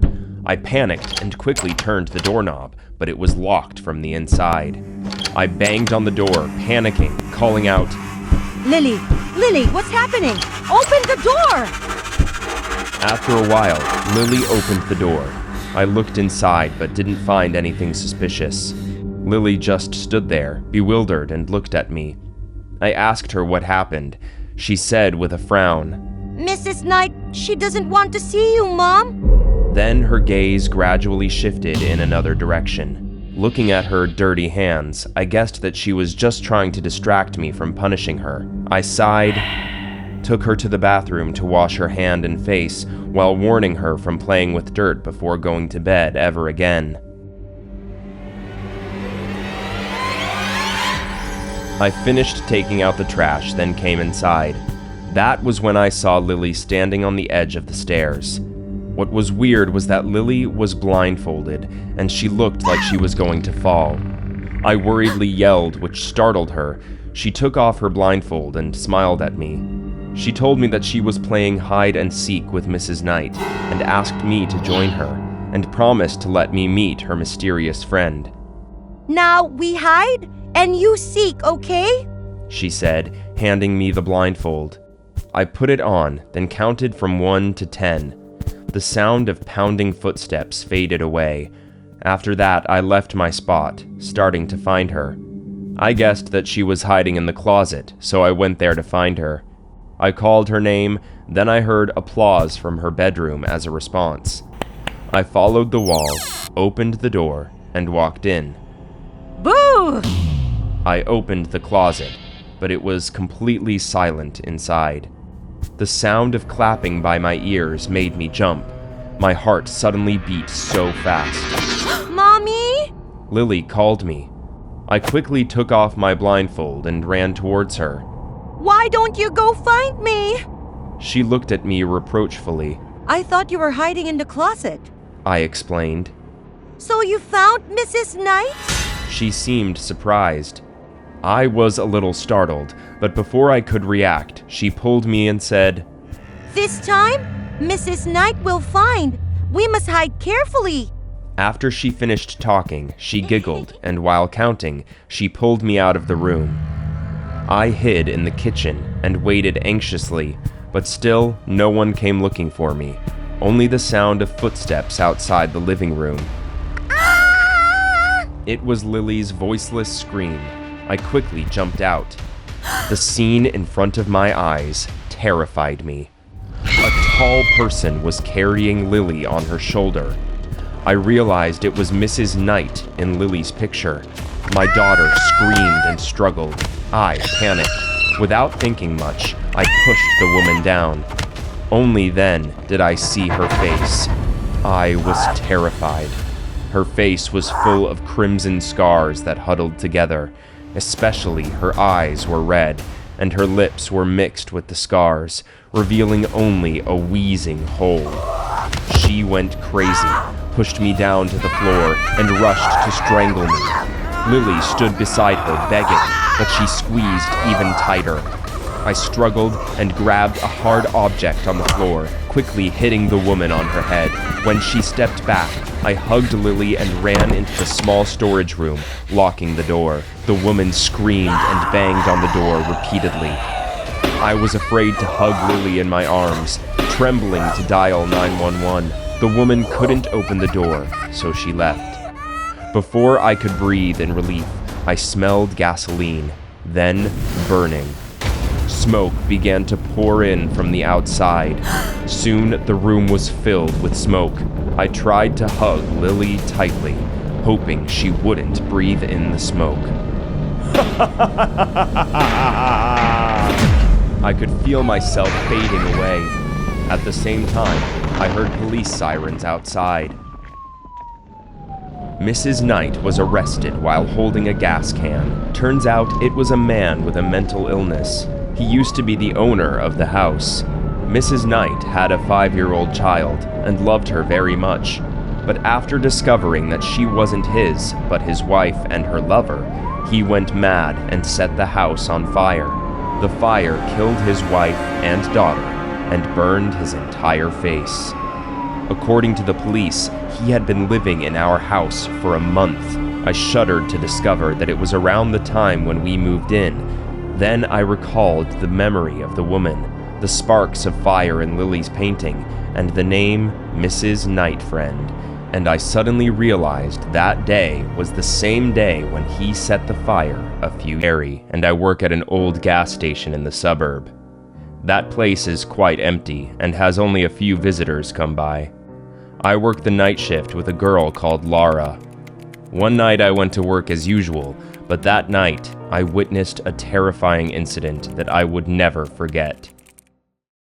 Hey, take this outside and stick it on the board for me. Laura stood at the cashier, and as soon as she saw me, she handed me a new price tag. Gasoline price has increased again. Just last week, it was only $2 a gallon. Now it's $5. Laura complained that this old damn gas station had already been solitude enough, and now thanks to the price increase, it will be closed soon. Calm down, it's the same everywhere now, I comforted her. The black SUV stopped at the station. Then a tall man with fierce eyes got out of the car. He was dressed sloppily, looked a little dirty and messy with loose hair, and looked like a tramp. He looked so poor. How could he afford an SUV? That was odd. "Fill up the gas tank," he said, reaching into his pocket to pull out some change. He looked up at the price tag and then at the crumpled bundle of money in his hand, noticing that he didn't have enough money. These coins weren't even enough for a gallon. "Damn it," he growled, and turned back in the car and rummaged around. Then he turned to me again. "Pay you later," he said, and went inside the store. My dream car. I loved the black SUV, wishing I could touch it once, and so I put out my hand. "Hey, what the heck are you doing?" The man shouted with a glaring face and rushed to push me away. "I'm sorry." I bowed my head. At this moment, gasoline in the tank began to overflow, splattering on the ground. I could even smell it. "Sir, you forgot to pay!" I rushed to the front of the car, but the man didn't listen. He still started it. I had no choice but to poke my head inside the car to stop him. Gosh, something wafted up that got me dizzy. The car was filled with black plastic bags and messy clothes. He braked the car, angrily pushed the door, causing me to fall. He jumped out and kicked me in the dust. I writhed in pain and dodged. "You bastard! Do you want to die?" After hitting me, he grabbed my collar. "Sir!" I stammered, trembling. "God damn it, do I have to kill you too?" He screamed, his eyes bloodshot and ferocious, his mouth wide open menacingly. Fortunately, Laura ran to us, threatened to call the police, only to make him let go of me. He was still driving furiously, and yet didn't pay a dime for the gasoline. Are you okay? Laura worriedly helped me up. My whole body was dirty. My clothes were rumpled. My hands and feet were shaking. Laura quickly comforted me and told me to go inside and change my clothes. I stood up, but still not fully recovered from fear.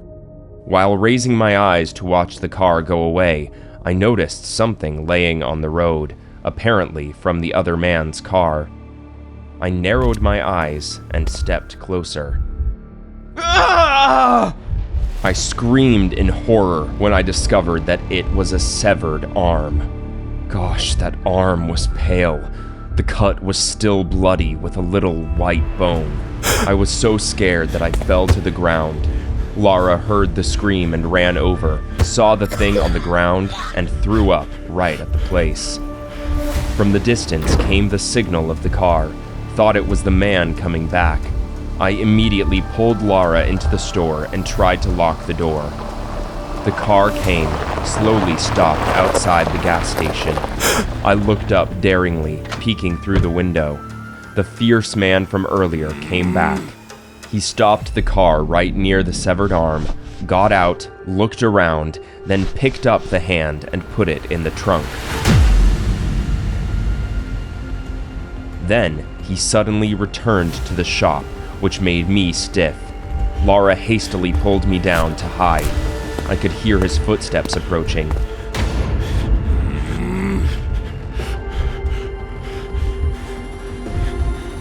The door-knocking sound scared us to death, but we still had to cover our mouths to stop ourselves from making a sound while the door was about to burst open. I will find you, gas station bastard! He growled to threaten us. I heard footsteps, followed by the sound of a car engine fading away.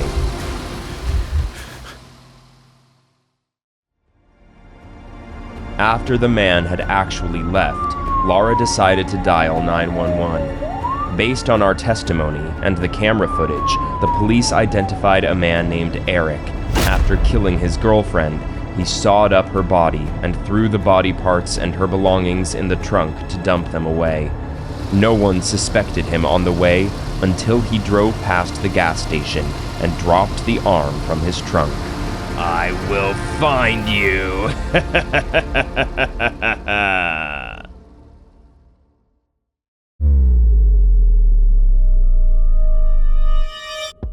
Hi everyone, it's Alexa, and this is my daily makeup look. Do you like the Hooters work uniform? If so, let me know in the comments. I have to admit, I'm lucky enough to have a good look. Thanks to this body, I can work at Hooters while making videos on TikTok to pay for my studies and daily expenses. As usual, I arrived at the Hooters restaurant at 16:30 to prepare for my shift. Recently, the media has been reporting on the unexplained disappearances of Hooters girls. Therefore, I avoid working the night shift for the sake of my safety. However, it's Saturday night and there's a girl off unexpectedly, so I have to take her place. Come on, Alexa, cheer up. Let's get $1,000 tonight. I talk to myself and start my work. I was so busy that I forgot about the missings. I run back and forth to write orders, carry things, clean, and sometimes even take photos with customers. Saturday night, huh? A beer for me, please. For your information, in Hooters, polite men who simply want to enjoy a drink like this are extremely rare. He introduces himself as Adam. I'm used to being stared at every part of my body, but today the man sitting in the corner made me extremely uncomfortable. It's been half an hour, but he hasn't ordered anything. I happily pour beer for Adam and walk over to the old man's table while his eyes stuck on my chest. Sir? It's an old man about 50 years old. He wears filthy clothes and has a perverted look in his eyes. Even worse, he couldn't even close his mouth, drooling profusely while his eyes stuck on my chest. Sir? I call a few times, but he doesn't answer. Instead, his eyes keep staring at me as if he wants to eat me alive. Annoyed, I give up and go back to my counter. I know I should tell my manager, but first I have to stream a video on TikTok as promised. Hello guys, as promised, let's count the tips with me. The thick pile of money makes me feel a bit better. Okay, first $100 from a handsome guy sitting right across from the bar. Another $50 bill at table 3, another $50. Only $10 from table 8. Can you believe it? Why is that man so cheap? But that's not the worst bad luck in the evening. Then I turned the phone to the corner of the shop where the old man was sitting. Guys, he's been sitting here for an hour and hasn't ordered anything. He's just staring at me. If you don't have money, then don't go to a restaurant. As soon as I finish speaking, comments pop up. My followers are so kind. I get startled when I make eye contact with him. I hurriedly put my phone away and pretend nothing happened. Even from a distance, I could clearly see the anger on his face. Is that really the kidnapper on TV? No wonder why he is angry when I film him like that. God, I have to tell the manager. Hey, is something wrong? My thoughts are interrupted by Adam, the handsome guy, but my mind and attention are on the old man in the corner of the shop. In the distance, I see him slowly getting up and walking towards me. My heart rate increases with each step he takes. Sir, how can I help you? I try to keep myself calm and professional. You rat! How dare you film me? He slapped me, hard. My whole body trembles with pain and fear, but he doesn't care. Right after that, he grabs my neck and screams, Where is that video? Delete it! Delete it! Another punch lands on me, then 2, 3 more. Due to the shock, I can't even open my mouth to cry for help. My whole body gets numb and bleeding. Everyone gets up to film the scuffle, but no one stops the old man.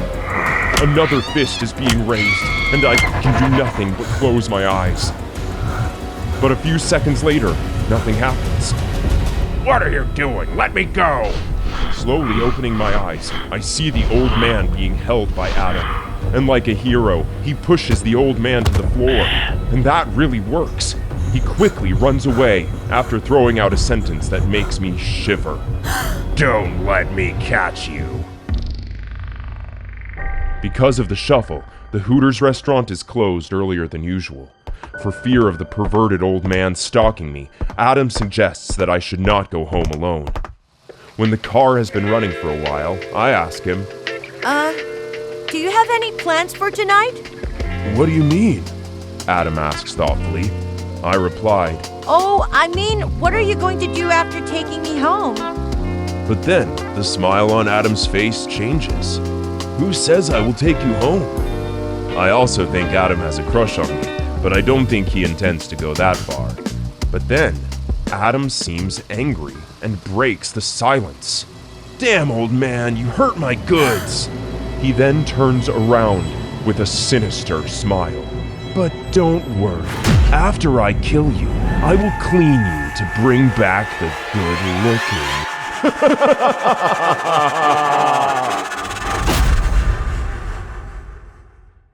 It can get tiring to watch him go about his shenanigans in the pursuit of viral fame. Asking me to pick up things for him while he was traveling. To be honest, I was quite relieved since I didn't want to receive any more cheap view pranks from him. One evening I got home to find a big box waiting on his front porch. It was wrapped and glued very well along with the note, "Open the box right after you receive it." Damn it, I'm sure this is some kind of prank set up for me. I decided to drag the box over to my house to store it in the garage. I admit, I had trouble lifting the box on my own. It was really freaking heavy. I hadn't been to the garage for a long time, so I struggled for a while to pull it up. As I was trying my best to lift the box, I tripped over a ledge in the door. I lost my grip on the package and fell to the ground and heard a light crack inside. God, I hope I haven't broken anything important. That's okay. I can blame the carrier. That's what I thought. I dragged the box the rest of the way, setting it in the corner for days. Until a few days passed, there was a strong stench rose coming from the box from the garage that I couldn't ignore. He ordered raw meat to gradually roast the mukbang or something. I covered my nose as I approached the box with a pair of scissors in my hands. Probably wouldn't even have needed them to open it, as it had become soggy enough at the bottom to poke through with a finger. I also prepared dozens of plastic bags to handle the pile of meat. But in the end, it turned out that I didn't need all of that. There was meat inside, not beef or pork, but human flesh. No, it's worse than that. That's my neighbor lying in there. Then his flesh began to rot and decompose. I rushed down to the garage, unable to hold back the nausea that gushes out of my rectum. My body softened with fear. I still managed to call the police. It was kind of hard not to suspect the man with the corpse in its garage. After all, thankfully they soon realized I wasn't involved. There was one piece of irrefutable evidence in my neighbor's own hands that proved my innocence: a vlogging camera. They showed me the footage only once. Turns out my neighbor took on the challenge to resend himself from the shipping facility to his home. The last video on camera read, "Hey, what's up guys? I think I'm in a truck right now. I can feel it moving." On the last entry, the box toppled over. He broke his neck, and that was it. The camera continued to record until the power went out. There's one thing that I didn't tell the police. Just right before the tumble that leads to his death, I heard the familiar screeching sound. It's the sound of my garage door, slowly being pulled up. When two guys who own the luxury dark channel posted a video about the dark web dating site, my group set up a challenge. Okay, since we're all single, the challenge will be to find a girlfriend on the dark web. Then, challenge accepted messages pop up. As someone who is used to the dark web, I certainly can't lose this challenge. That night, after I accessed a dating site on the dark web, I clicked to see a list of girls who are available.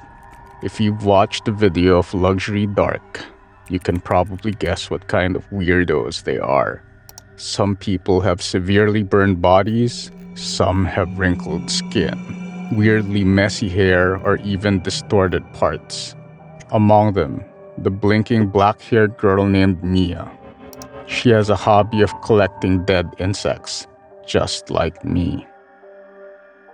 After a few days of texting back and forth, Mia asked for my home address, and I gave it to her. That very night, she came to my house. Mia wore a white ankle-length dress. She looked exactly like her avatar, with pitch black hair. What's strange was that she didn't wear anything on her feet. "Did you walk barefoot here?" "Well, I took an Uber." Mia replied nonchalantly, and just like that, I let her get in the house. That challenge I officially won. But there is one thing my friends didn't know. I fell in love with Mia. It didn't take long for Mia and I to officially live together.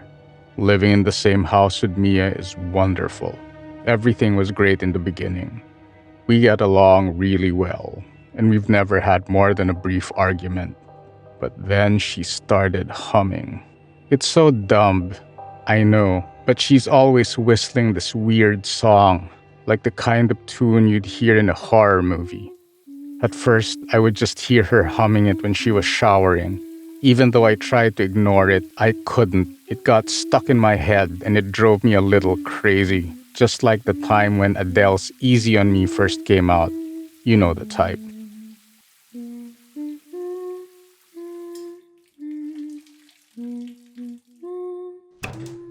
After a week or so, I asked her what the song was, and she just laughed.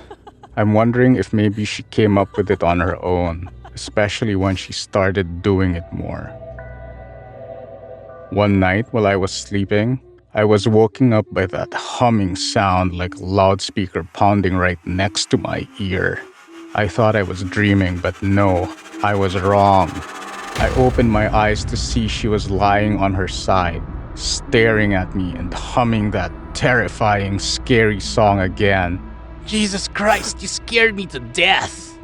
In response, Mia remained silent, and suddenly she smiled. God, that smile didn't just stop at that grin, but it stretched and stretched until her lips reached her ears. What the hell? I shivered but couldn't move. Just like that, Mia, with her bloody mouth, bared her sharp teeth and came close to me. Just when I thought she was about to chew my head off, Mia stopped, returned to her senses, and went back to sleep like nothing happened.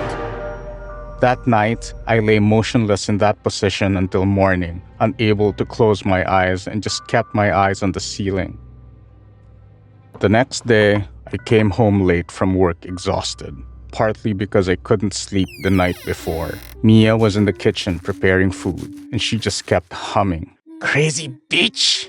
I felt like I was blowing things out of proportion, but honestly, how hard is it to just not humming all the time? I told her to stop, but she just huffed and kept cooking. "What do you mean?" she said. It seemed that she wanted to start the fight. I lost my mind. I slapped Mia hard.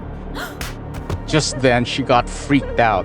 She told me she wasn't doing it and didn't know what my problem was. She called me crazy just because I was getting a little upset. And somehow that was all I could take. I grabbed one of the cast iron pans from the stove and swung it at her head as hard as I could. Mia fell over and smashed her head on the counter, falling to the ground.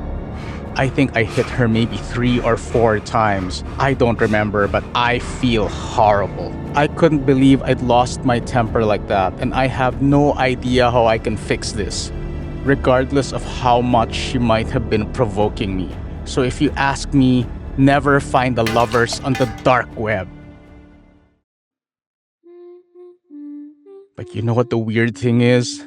She's still freaking humming. 2 days have passed. Mia was still lying on the kitchen floor. The blood had dried. Her eyes were rolling back and her jaw was shattered into 100 pieces. But she didn't stop. I just need her to shut up. Just shut up. Shut up.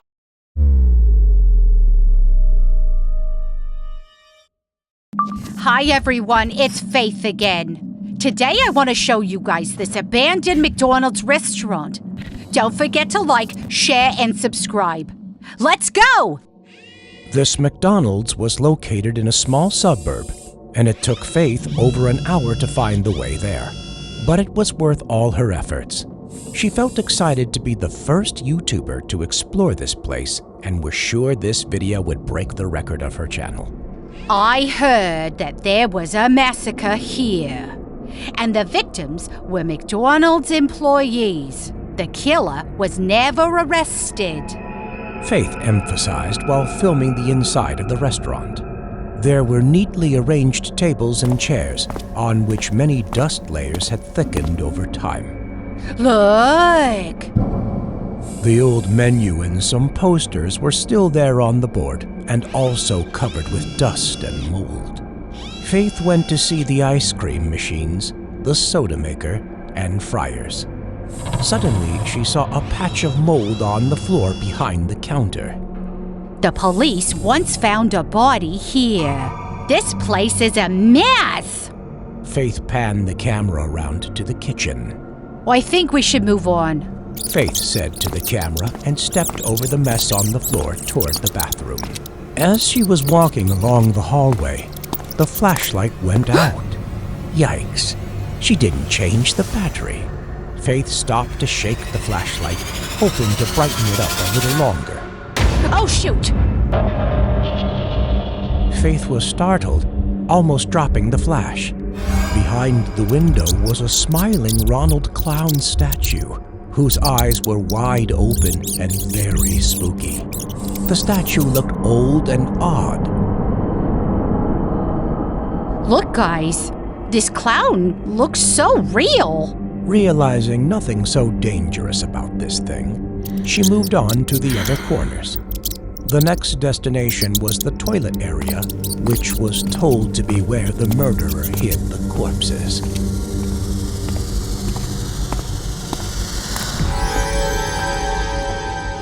Right after she walked to the door, the unpleasant musty smell wafted out.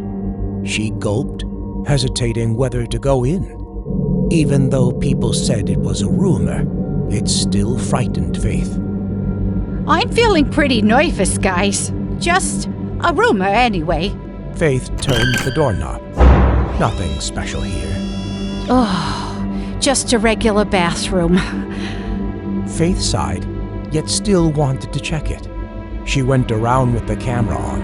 It looked cleaner than the other rooms, and there was no mold, no blood, or sign of murder here. Guys, the rumor is fake. Faith left the toilet. This time, Faith focused on the floor she was standing on. There were a lot of stains, some messy piles of things, some dusty paintings and doodles. God! These are really...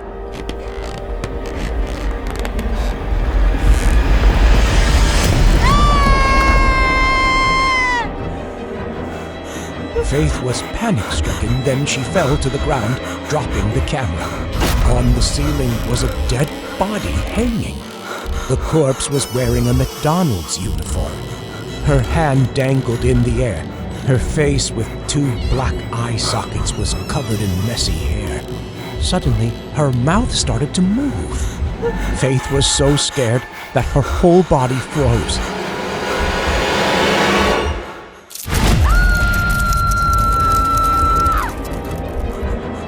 The brown liquid trickled down, emitting a foul stench throughout the air. Faith was panic-stricken, then she fell to the ground, dropping the camera. Rumors were true, and this place was really haunted.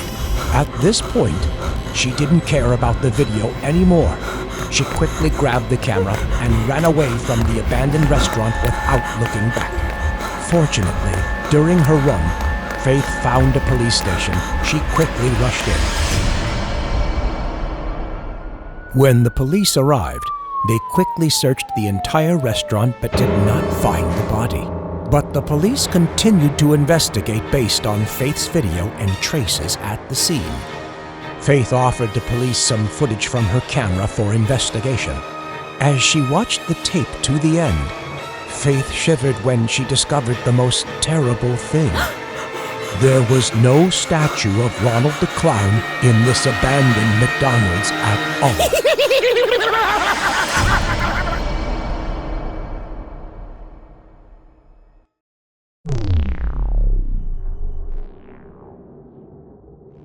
The weather was terrible yesterday. Yeah.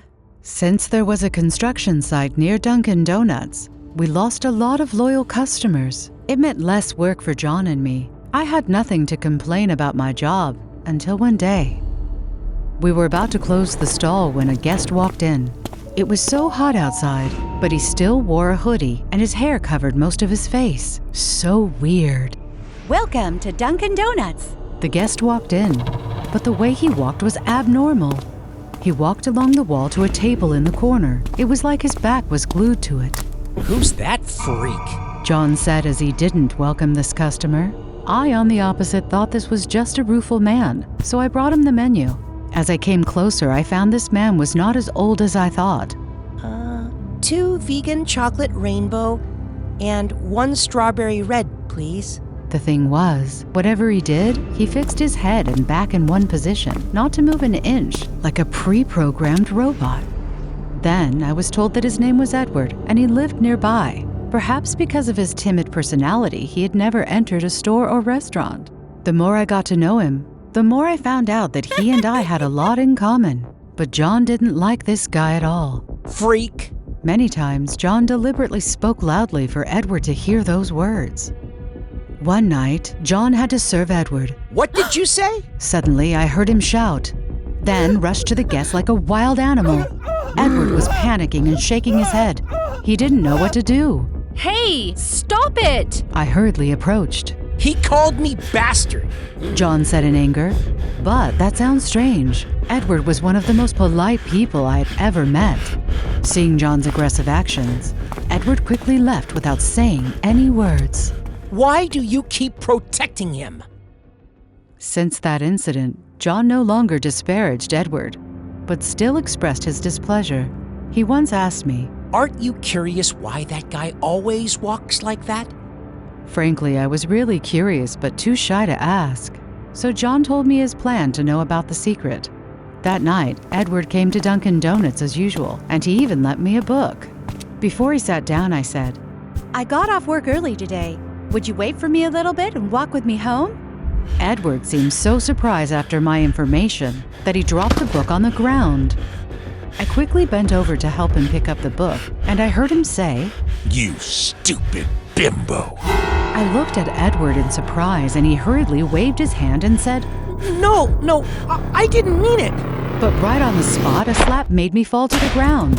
John jumped out of nowhere and punched Edward in the face. While John lifted me up, I heard Edward scream like crazy. He frantically tried to cover his head with his hands and stepped back against the wall. John violently grabbed Edward and yelled at his face. Stop it, you freak! What do you want? No! I didn't mean it! Please! Edward was about to cry. You'd better... Before John finished his words, his hands were grabbed and squeezed by Edward. I even heard the sound of bones cracking. Then John was thrown aside. He rolled on the ground in pain with his arm disfigured. I heard Edward spew out a dozen curses, but his mouth didn't move. For a moment, I saw Edward's back turned. Behind his head, a wrinkled face, cruel and monstrously ugly.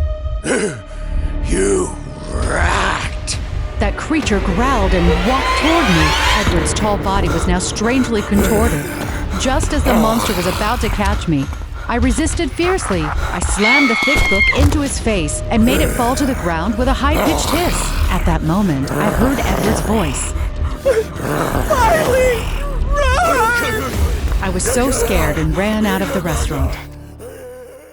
When the police arrived, Edward was no longer there, and John was taken to the emergency room immediately. I later found out that Edward had suffered from a rare parasitic twin. That was why he had a strange creature behind his head. I quit the job at Dunkin' Donuts after that. Even though my life has returned to normal, I still think about Edward from time to time. I wonder where he is and what he's doing. I hope he can get rid of that monster to live a free life just as I am.